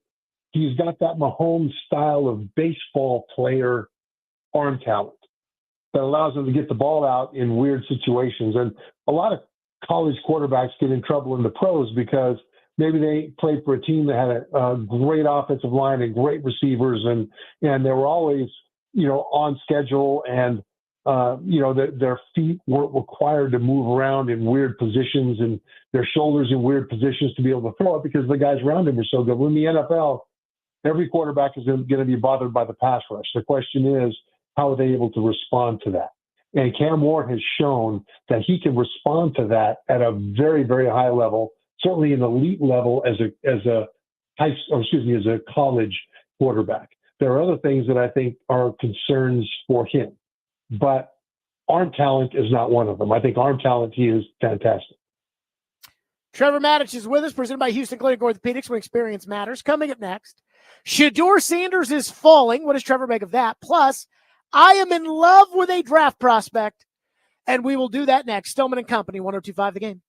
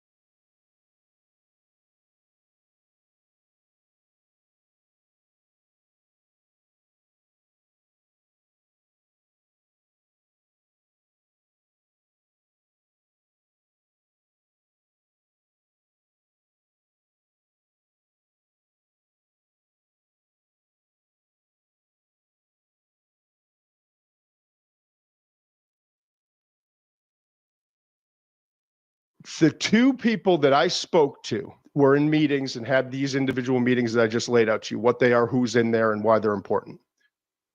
Teams in the top 10 drafting that need a quarterback. The two people that I spoke to in these positions left the meeting feeling like Shedeur Sanders was not overly concerned with what they thought of him.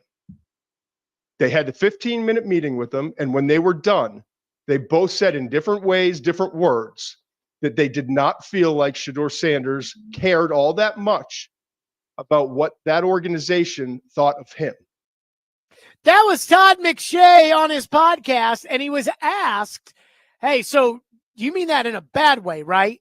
And he said, yeah, they didn't think that he was taking it seriously at the combine. Josina Anderson had a report that another quarterback coach of a team picking in the top 7 seemed to really, really not like Shedeur Sanders, thought he was arrogant and brash. And Josina got mad that that coach would think that. Trevor Matage is with us from ESPN, presented by Houston Clinic Orthopedics. So, Trevor, it seems as if Shedeur Sanders is falling down draft boards. I have a theory. I don't think Shedeur Sanders was ever really that high to begin with. And I think just the fame of it made him a discussion point. I don't think he's falling down draft boards. I just don't think NFL teams ever liked Shedeur that much. What do you make of the latest surrounding Shedeur Sanders? I think it's very bad that that impression is being out there, that label is being put on him. Bad for him, not bad on the teams that are getting that impression, because Shedeur has a lot going for him as a potential NFL quarterback. I mean, he's very accurate. He's tough. He can throw the ball accurately when he's about to be hit in the face. I mean, he has shown the ability to do that, and that's one thing that a lot of college quarterbacks can't replicate in the NFL. And Shedeur had to do it in college because his offensive line was so bad, so that's good.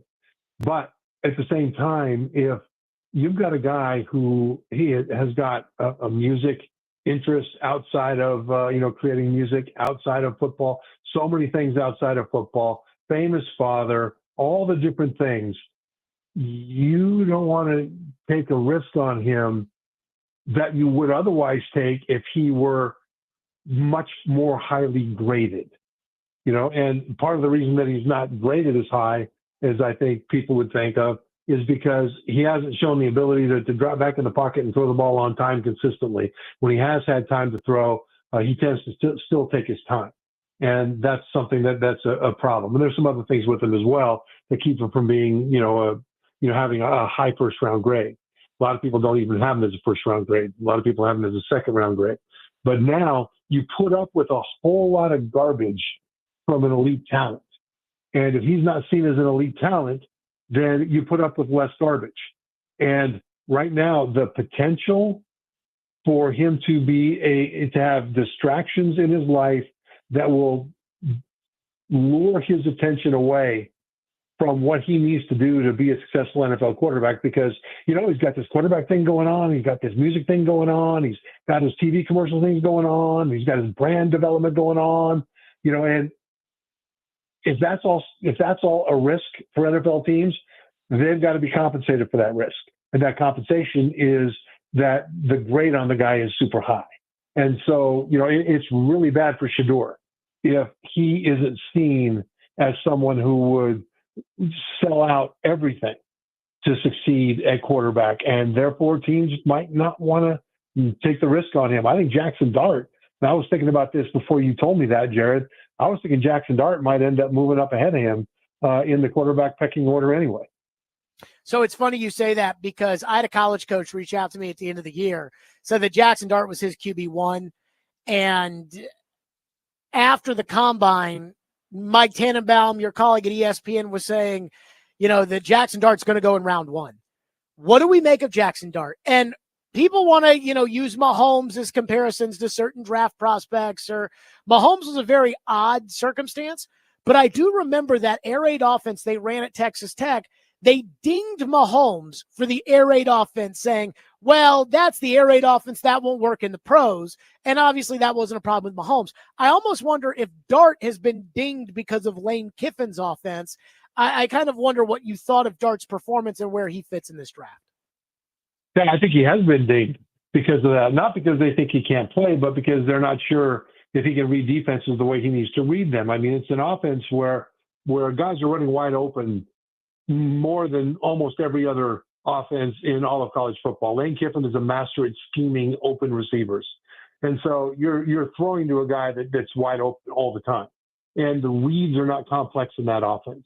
And they're not complex in many college offenses, by the way. So it's not just a Lane Kiffin thing. I mean, he's a great college coach. And he's a better pro coach, by the way, than people give him credit for. That's a different discussion for a different day on what he was doing with the Raiders. I like Lane Kiffin as a coach on both levels. But from a standpoint of Ole Miss quarterbacks, there have been quarterbacks that have gone from Ole Miss into the pros in past years that were coached by Kiffin there that really struggled to pick up reading defenses quickly enough. And so they just don't know if he can do it because they haven't seen him do it. It doesn't mean he can't. They just haven't seen him do it. I kind of think he can, but that's the knock on him, because at the combine, I mean, he threw the ball as well as anybody. I mean, he was on time with his throws. The ball was coming out. It was live coming off of his hand. It was accurate. It was good different trajectories he would throw. It was really, really good. They just don't know about the Lane Kiffin transition. And I don't think he's going to have a problem with that like other people do. Trevor Matage is our guest on the program. Trevor, I'm in love. I am in love with Matthew Golden, the wide receiver out of Texas. Matthew Golden ran the fastest of any wide receiver at the combine, but not only did he run fast at the combine, he ran fast in the Texas games that I watched. I never sat down to watch Texas tape, but I feel like I watched enough Texas football throughout the course of the year because they were playing in a handful of huge SEC games, and Matthew Golden flashed in those games. That was a guy I watched. I'm like, that guy is good, and he is fast, and he makes plays, and he goes to the combine, and he runs his tush off, and I go and I look at his PFF numbers. He's a great contested catch guy. He lines up in the slot. He lines up outside. He spent 2 years at Houston. I thought he was an impact player at Texas this year. I saw Mike Tannenbaum say that he thinks Matthew Golden might be wide receiver 1. Trevor, I love him, and I'd love him on the Titans, especially if they sign Sam Darnold and can trade back once, maybe twice. What do you make of Matthew Golden? Am I too over the top on him? No, I don't think you are. I think especially as a deep threat, but he's more than just a deep threat. He can run the route tree.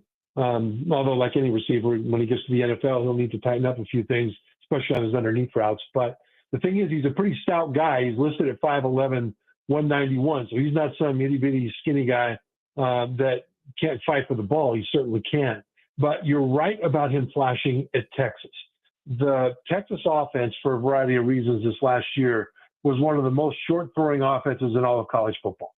Most of their big plays were short slants or bubble screens that were then turned into long runs. But when it was time to throw the ball down the field, Ewers was throwing it to Matthew Golden. He was the go-to vertical guy. Everybody on defense knew it, and nobody could stop him. I mean, when you look at the last 4 games of the year against the biggest teams in the biggest scenarios, you had Georgia in the SEC championship game, and then you had playoff games against Clemson and Arizona State. They won both of those. And then the playoff game against Ohio State, they lost. In all 4 of those postseason games, Matthew Golden averaged over 20 yards per catch. And that wasn't because of slant and go, although he had a few of those. It was because he was getting downfield and he was taking the top off of defenses. And with the speed that he showed in the combine, it makes you scouts realize that it wasn't just poor defensive back play. It was that he could run by defensive backs. And then he's stout enough, he's solid enough to be able to break that first tackle. So you are right to be in love with this guy. Now, Mel Kiper has him as his number 5 wide receiver in the group. Based on that, pretty good chance he'd be available high in the second round if the Titans decided that they wanted to go after him. No shot after that combine he makes it to the second round. No shot. No, yeah. I think the only way to get him would be to trade back. Everybody thinks the Titans are going to trade back to 3 with the Giants so the Giants can take Cam Ward. So in my perfect scenario, Trevor, you sign Sam Darnold, you trade back to 3 before the draft, and you pick up, the Giants' second rounder and their first rounder next year or something like that. Then on draft night at 3, you trade it again, to 7 or whatever with the Jets. or wherever you got to go. You trade it again, get a massive haul, maybe even get another first-round pick in next year's draft, or an extra second rounder and an extra third or whatever. Trade it again. Then you take Matthew Golden. Then I've got Calvin Ridley. I've got Matthew Golden. I've got Sam Darnold with a live arm at quarterback. To me, that is, and I got a boatload of picks because I traded out of the first pick twice. What do you think of that? You could, but then you lose the most likely opportunity that you would have to get an elite player like an Abdul Carter. A lot of people think that Travis Hunter, the receiver / quarter Heisman winner out of Colorado, is the foot another injury one of is those guys, scaring Abdul me on Carter, Carter. the edge rusher. The What's foot that? injury has me scared to death on Carter. I mean, as of right now, if he does not do his pro day, I'm out. Well, and that's fair. Did they report what the foot injury is? Is it a bone thing or a soft tissue thing? Do you know what that is? No, so Rosenhaus matters. said that it's a stress reaction. But I talked to a former general manager who said that just because Rosenhaus says it's a stress reaction doesn't mean it's not an actual fracture. The Titans doctors, though, will have the information to be able to see that, whether it's just a stress reaction or a stress fracture. He's choosing to not have surgery, should compete at his pro day. I'm going to tell you right now, Trevor, just Floyd would not draft him if he did not work out at that pro day. Would not draft him. And so that's kind of how I was raised about these, these foot injuries with pass rushers. And so I'm kind of out on Carter after the foot injury. And he's already got the shoulder injury. I don't like that. Yeah, I will say this really quickly about the foot injury. The reason I mention that is right now in my right foot, I have got a screw that's about 2.5 inches long, 3 inches long, and almost as big around as a pencil. Countersunk into the bone, the fifth metatarsal, which is the bone that connects to the pinky toe.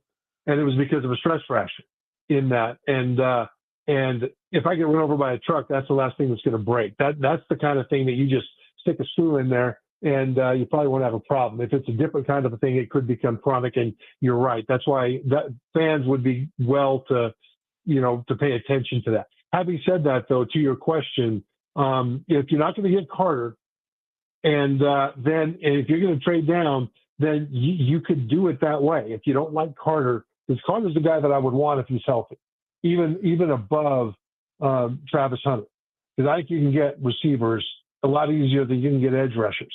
The problem is that you start to run out of elite players. Tyler Warren of Penn State, the tight end, is one of those guys that's an elite player that will be taken probably in the top 10. Will Johnson is a corner out of Michigan that should be in the top 10, this kind of a thing.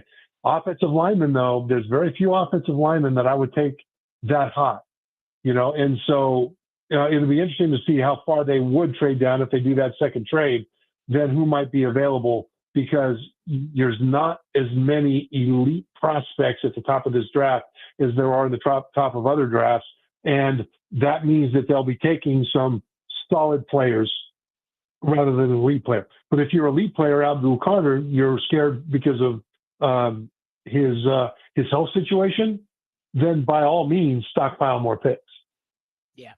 Trevor Matage, as always, here on the program. Trevor, great stuff presented by Houston Clinic Orthopedics, when experience matters. Trevor, we'll talk soon. Thanks, Jared. Yep. Trevor Matage joining us on the program. I have seen some odds that I do not like. You might like them. I do not. We'll get to that next here on the program on Stillman & Company. Let's give something away. Be caller 5 right now at 615-737-1025. You want a pair of tickets to see Stained and Breaking Benjamin at Bridgestone Arena on Sunday, April 27th. Good luck on that. Stillman & Company, 1025 The Game.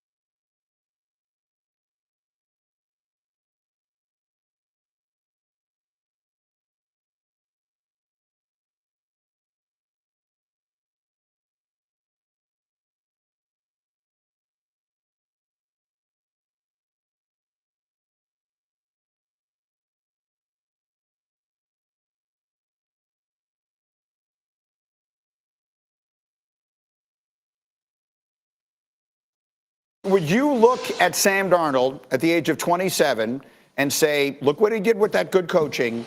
I can turn this guy into a guy who's going to be a top-level NFL quarterback for the next 5 years and pay him big money. Would you do that if you were Tom Brady? Yes, I would. Look, he's younger than Joe Burrow, Josh Allen, and Lamar Jackson. We're talking about a young player who threw 35 touchdowns. And as it relates to coaches that think, well, hey, could I coach him to do that? Look, every coach that's coaching in the National Football League, thinks they're better than the next guy. So if he did that in Minnesota with Kevin O'Connell and that group, then yeah, why don't you think he can have that same success? I think you absolutely should look at it that way, especially if you don't have a quarterback. And so, look, I do think, and I think Dan alluded to this, look, and I think you did as well, Graney, if the Vikings aren't willing to go to $40 million a year on Darnold, like there has to be somebody else that will, because there are teams that have gotten left out at quarterback and their seasons get ruined because of it. So, look, and we're talking about $40 million, which really is $10 million a year less than what the top tier quarterbacks are making. Oh, I love it. Timmy Hasselbeck. I love Timmy. Can we get that other Tim, by the way? Because Tim was on the midday show today, as he is every Tuesday on the program. And Adam asked him straight up about Cam Ward or Sam Darnold. Here's what Tim said today. Who would you say is going to be better 3 years from now, Sam Darnold or Cam Ward? Well, here's how I would say this, and I've thought about this. Is why my position on the Vikings, that they should build around Sam Darnold rather than J.J. McCarthy is this. The bust rate at quarterback is brutal. It's brutal. And so you just think of first round draft picks at the quarterback position. It's not even a 50-50 proposition. And so when you have somebody that's thrown 35 touchdown passes in a season, like what that guy did is he just put a stake in the ground. He's like, look, I can do this. Bingo. I can do it. I'm not going to do it every year. And if you give me nothing but crap, I might not be able to do it, but I can do it. Go get me Travis Hunter to throw the ball to, and I can do it. We don't know if Cam Ward can do it or not. So there's some odds that are out. This is from betonline.ag. As far as the odds for the next team, for Sam Darnold, will the Vikings re-sign Sam Darnold in 2025? There's some indication out there that the Vikings are trying to work towards a short-term deal with Sam Darnold, which doesn't make any sense. The odds are minus 450, no, plus 300, yes. Sam Darnold's not going back to Minnesota. Sam Darnold next team. Again, this is betonline.ag. Number 1, the Las Vegas Raiders at 5-4. Number 2, the Pittsburgh Steelers at 2-1. Number 3, the New York Giants at 5-2. Number 4, the Indianapolis Colts at 15-2. That's plus 750. Let's see, that would be number 4. Number 5, the New York Jets at 16-1. Number 6, the New Orleans Saints at 25-1.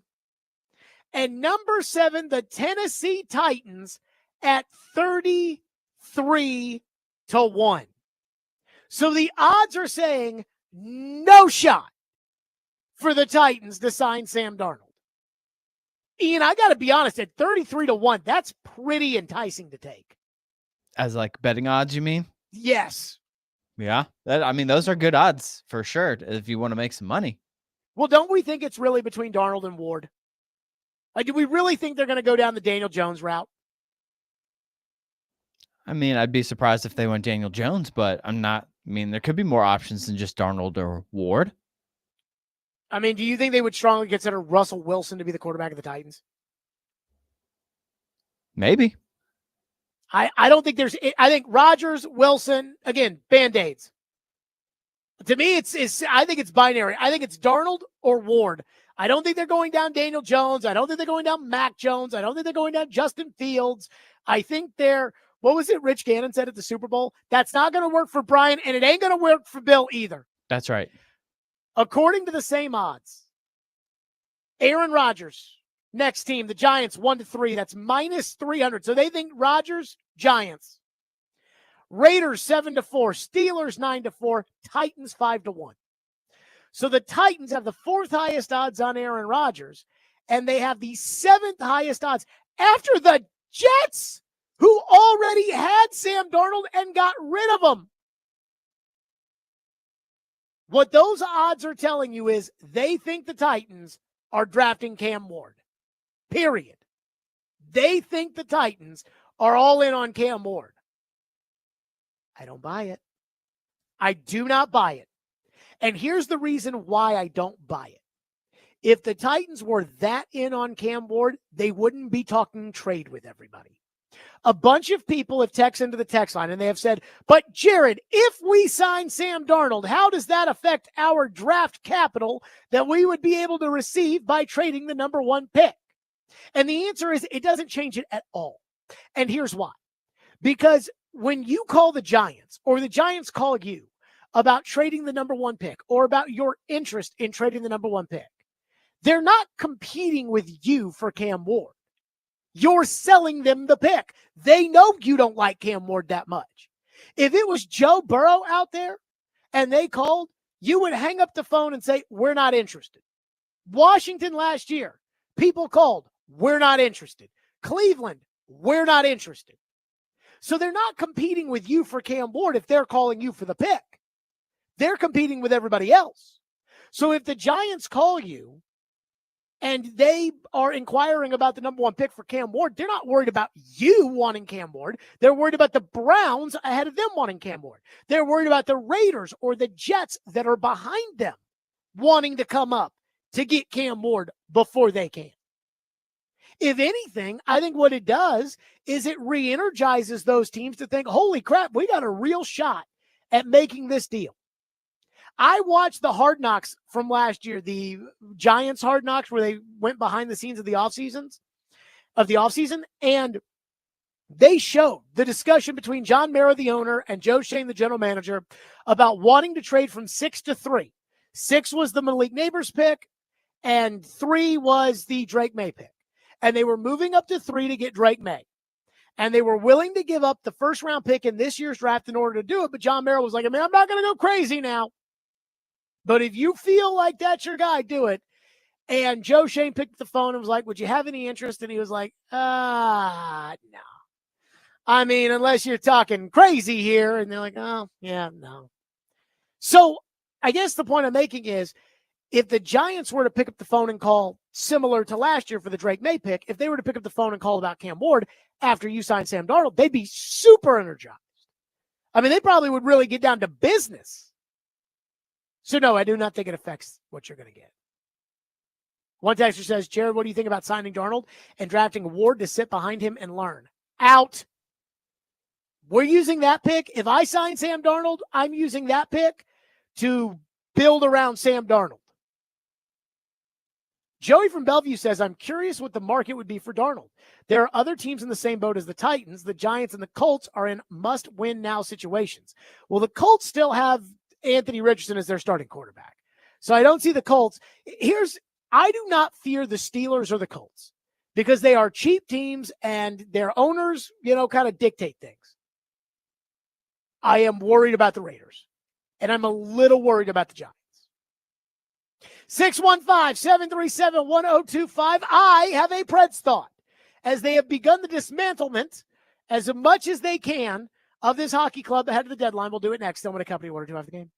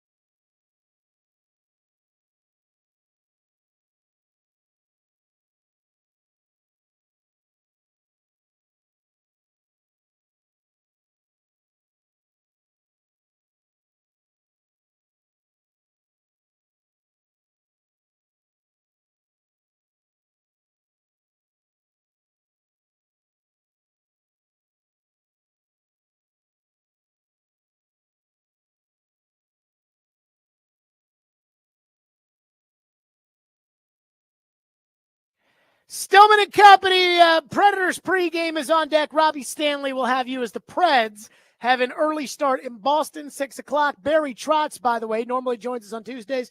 Barry will join us on Friday. So after the deadline, Barry will join us. So I do want to touch on the move the Predators have already made. I hope there are more coming down the pipe, and I assume they would. So congratulations to the Predators, because I was freaking stunned when I saw that the Predators got a 2026 second-round pick in exchange for Gus Nyquist. Now, Gus Nyquist is fine. I kind of envisioned this was going to be the end result with Gus Nyquist when they signed him. I thought it was going to be last year that they'd sell at the deadline and they would get a second-rounder for Gus Nyquist. But instead, they get a future second-rounder for Gus Nyquist next year, which, again, is to spread out all the picks that they have over the next couple of years. I thought it was great. You know, I saw on my phone that the Predators had traded Gus Nyquist, and I was like, yes. And then I see Robbie send out a tweet, and he's like, the amount of people who do not understand that this is a good trade. I was like, man, there must be a lot of stupid people on that app. What do you think? You get a first-round pick for Gus Nyquist? So that's the first step. I'm ready for them to get rid of McCarron. I'm ready for them to get rid of Tommy Novak. And I think that they could take on a bad expiring contract with an attached sweetener. Like somebody offers like a bad cap hit that, again, expires at the end of this year. Give me another second, and I'll put that guy on my team and waive him immediately. Maybe there's a longer-term asset they can go get. I don't know. At the end of the year, fire the coach, because even though I like him, they got to do something. Draft the kid out of BC with the number 2 pick, and on you go. You'll still have picks. You'll have cap space. You'll have more picks because you'll get them here. Get rid of the dead weight. Get rid of McCarron. Get rid of Novak. Get rid of these guys that aren't any good, and move on. And I'm not thinking the Predators will be a cup contender next year, which is kind of disappointing because I did think going into this year they would be. But I do think they should be better next year. And those assets and the draft pick that you will get by stinking this year in this draft should be what helps. But it was a good first step. Time now for Predators Game Day. It's hockey night in Smashville. Walk over to Yossi. Here's one final Bringing you the keys to victory and the latest storylines surrounding the Nashville Predators. This is Predators Game Day, now on Stillman and Company. The Predators are on the road tonight, taking on the Boston Bruins at TD Garden. 6 o'clock right here with the puck drop on the Predators radio network. And it's crazy because Boston was supposed to be good too. And apparently Boston has kind of stunk up the joint as well this year. They're starting to dismantle. They made a trade today. Boston comes in at 28, 26, and 6. That's good for 64 points. The Predators 21, 32, and 7. Woof, 49 points. Again, I'm not saying I hope they lose, but at this point, I want that kid out of BC. I want one of those top 3 picks this year in the draft. And by the way, Predators Game Day is presented by TJ Anderson Homes, online at tjandersonhomes.com. That's TJ Anderson Homes of Benchmark Realty. That's my realtor. TJ is the best. Let me tell you this. As of right now, the Predators have a 10.2% chance of getting the number 1 pick in the draft. And because it's a lottery, every little bit helps. So I'm not saying that it'd be great for them to lose games, but it wouldn't be bad for them to lose games. Tonight against Boston. Boston's probably not making the playoffs either. We shall see. That's it for us. We are out of here. Max Hers will have the call at 6 o'clock tonight for an early start. Robbie has the pregame show. Emma Lingen scheduled to join him to talk about the trade deadline. That's coming up. Stillman and Company. We will see everybody tomorrow at 2.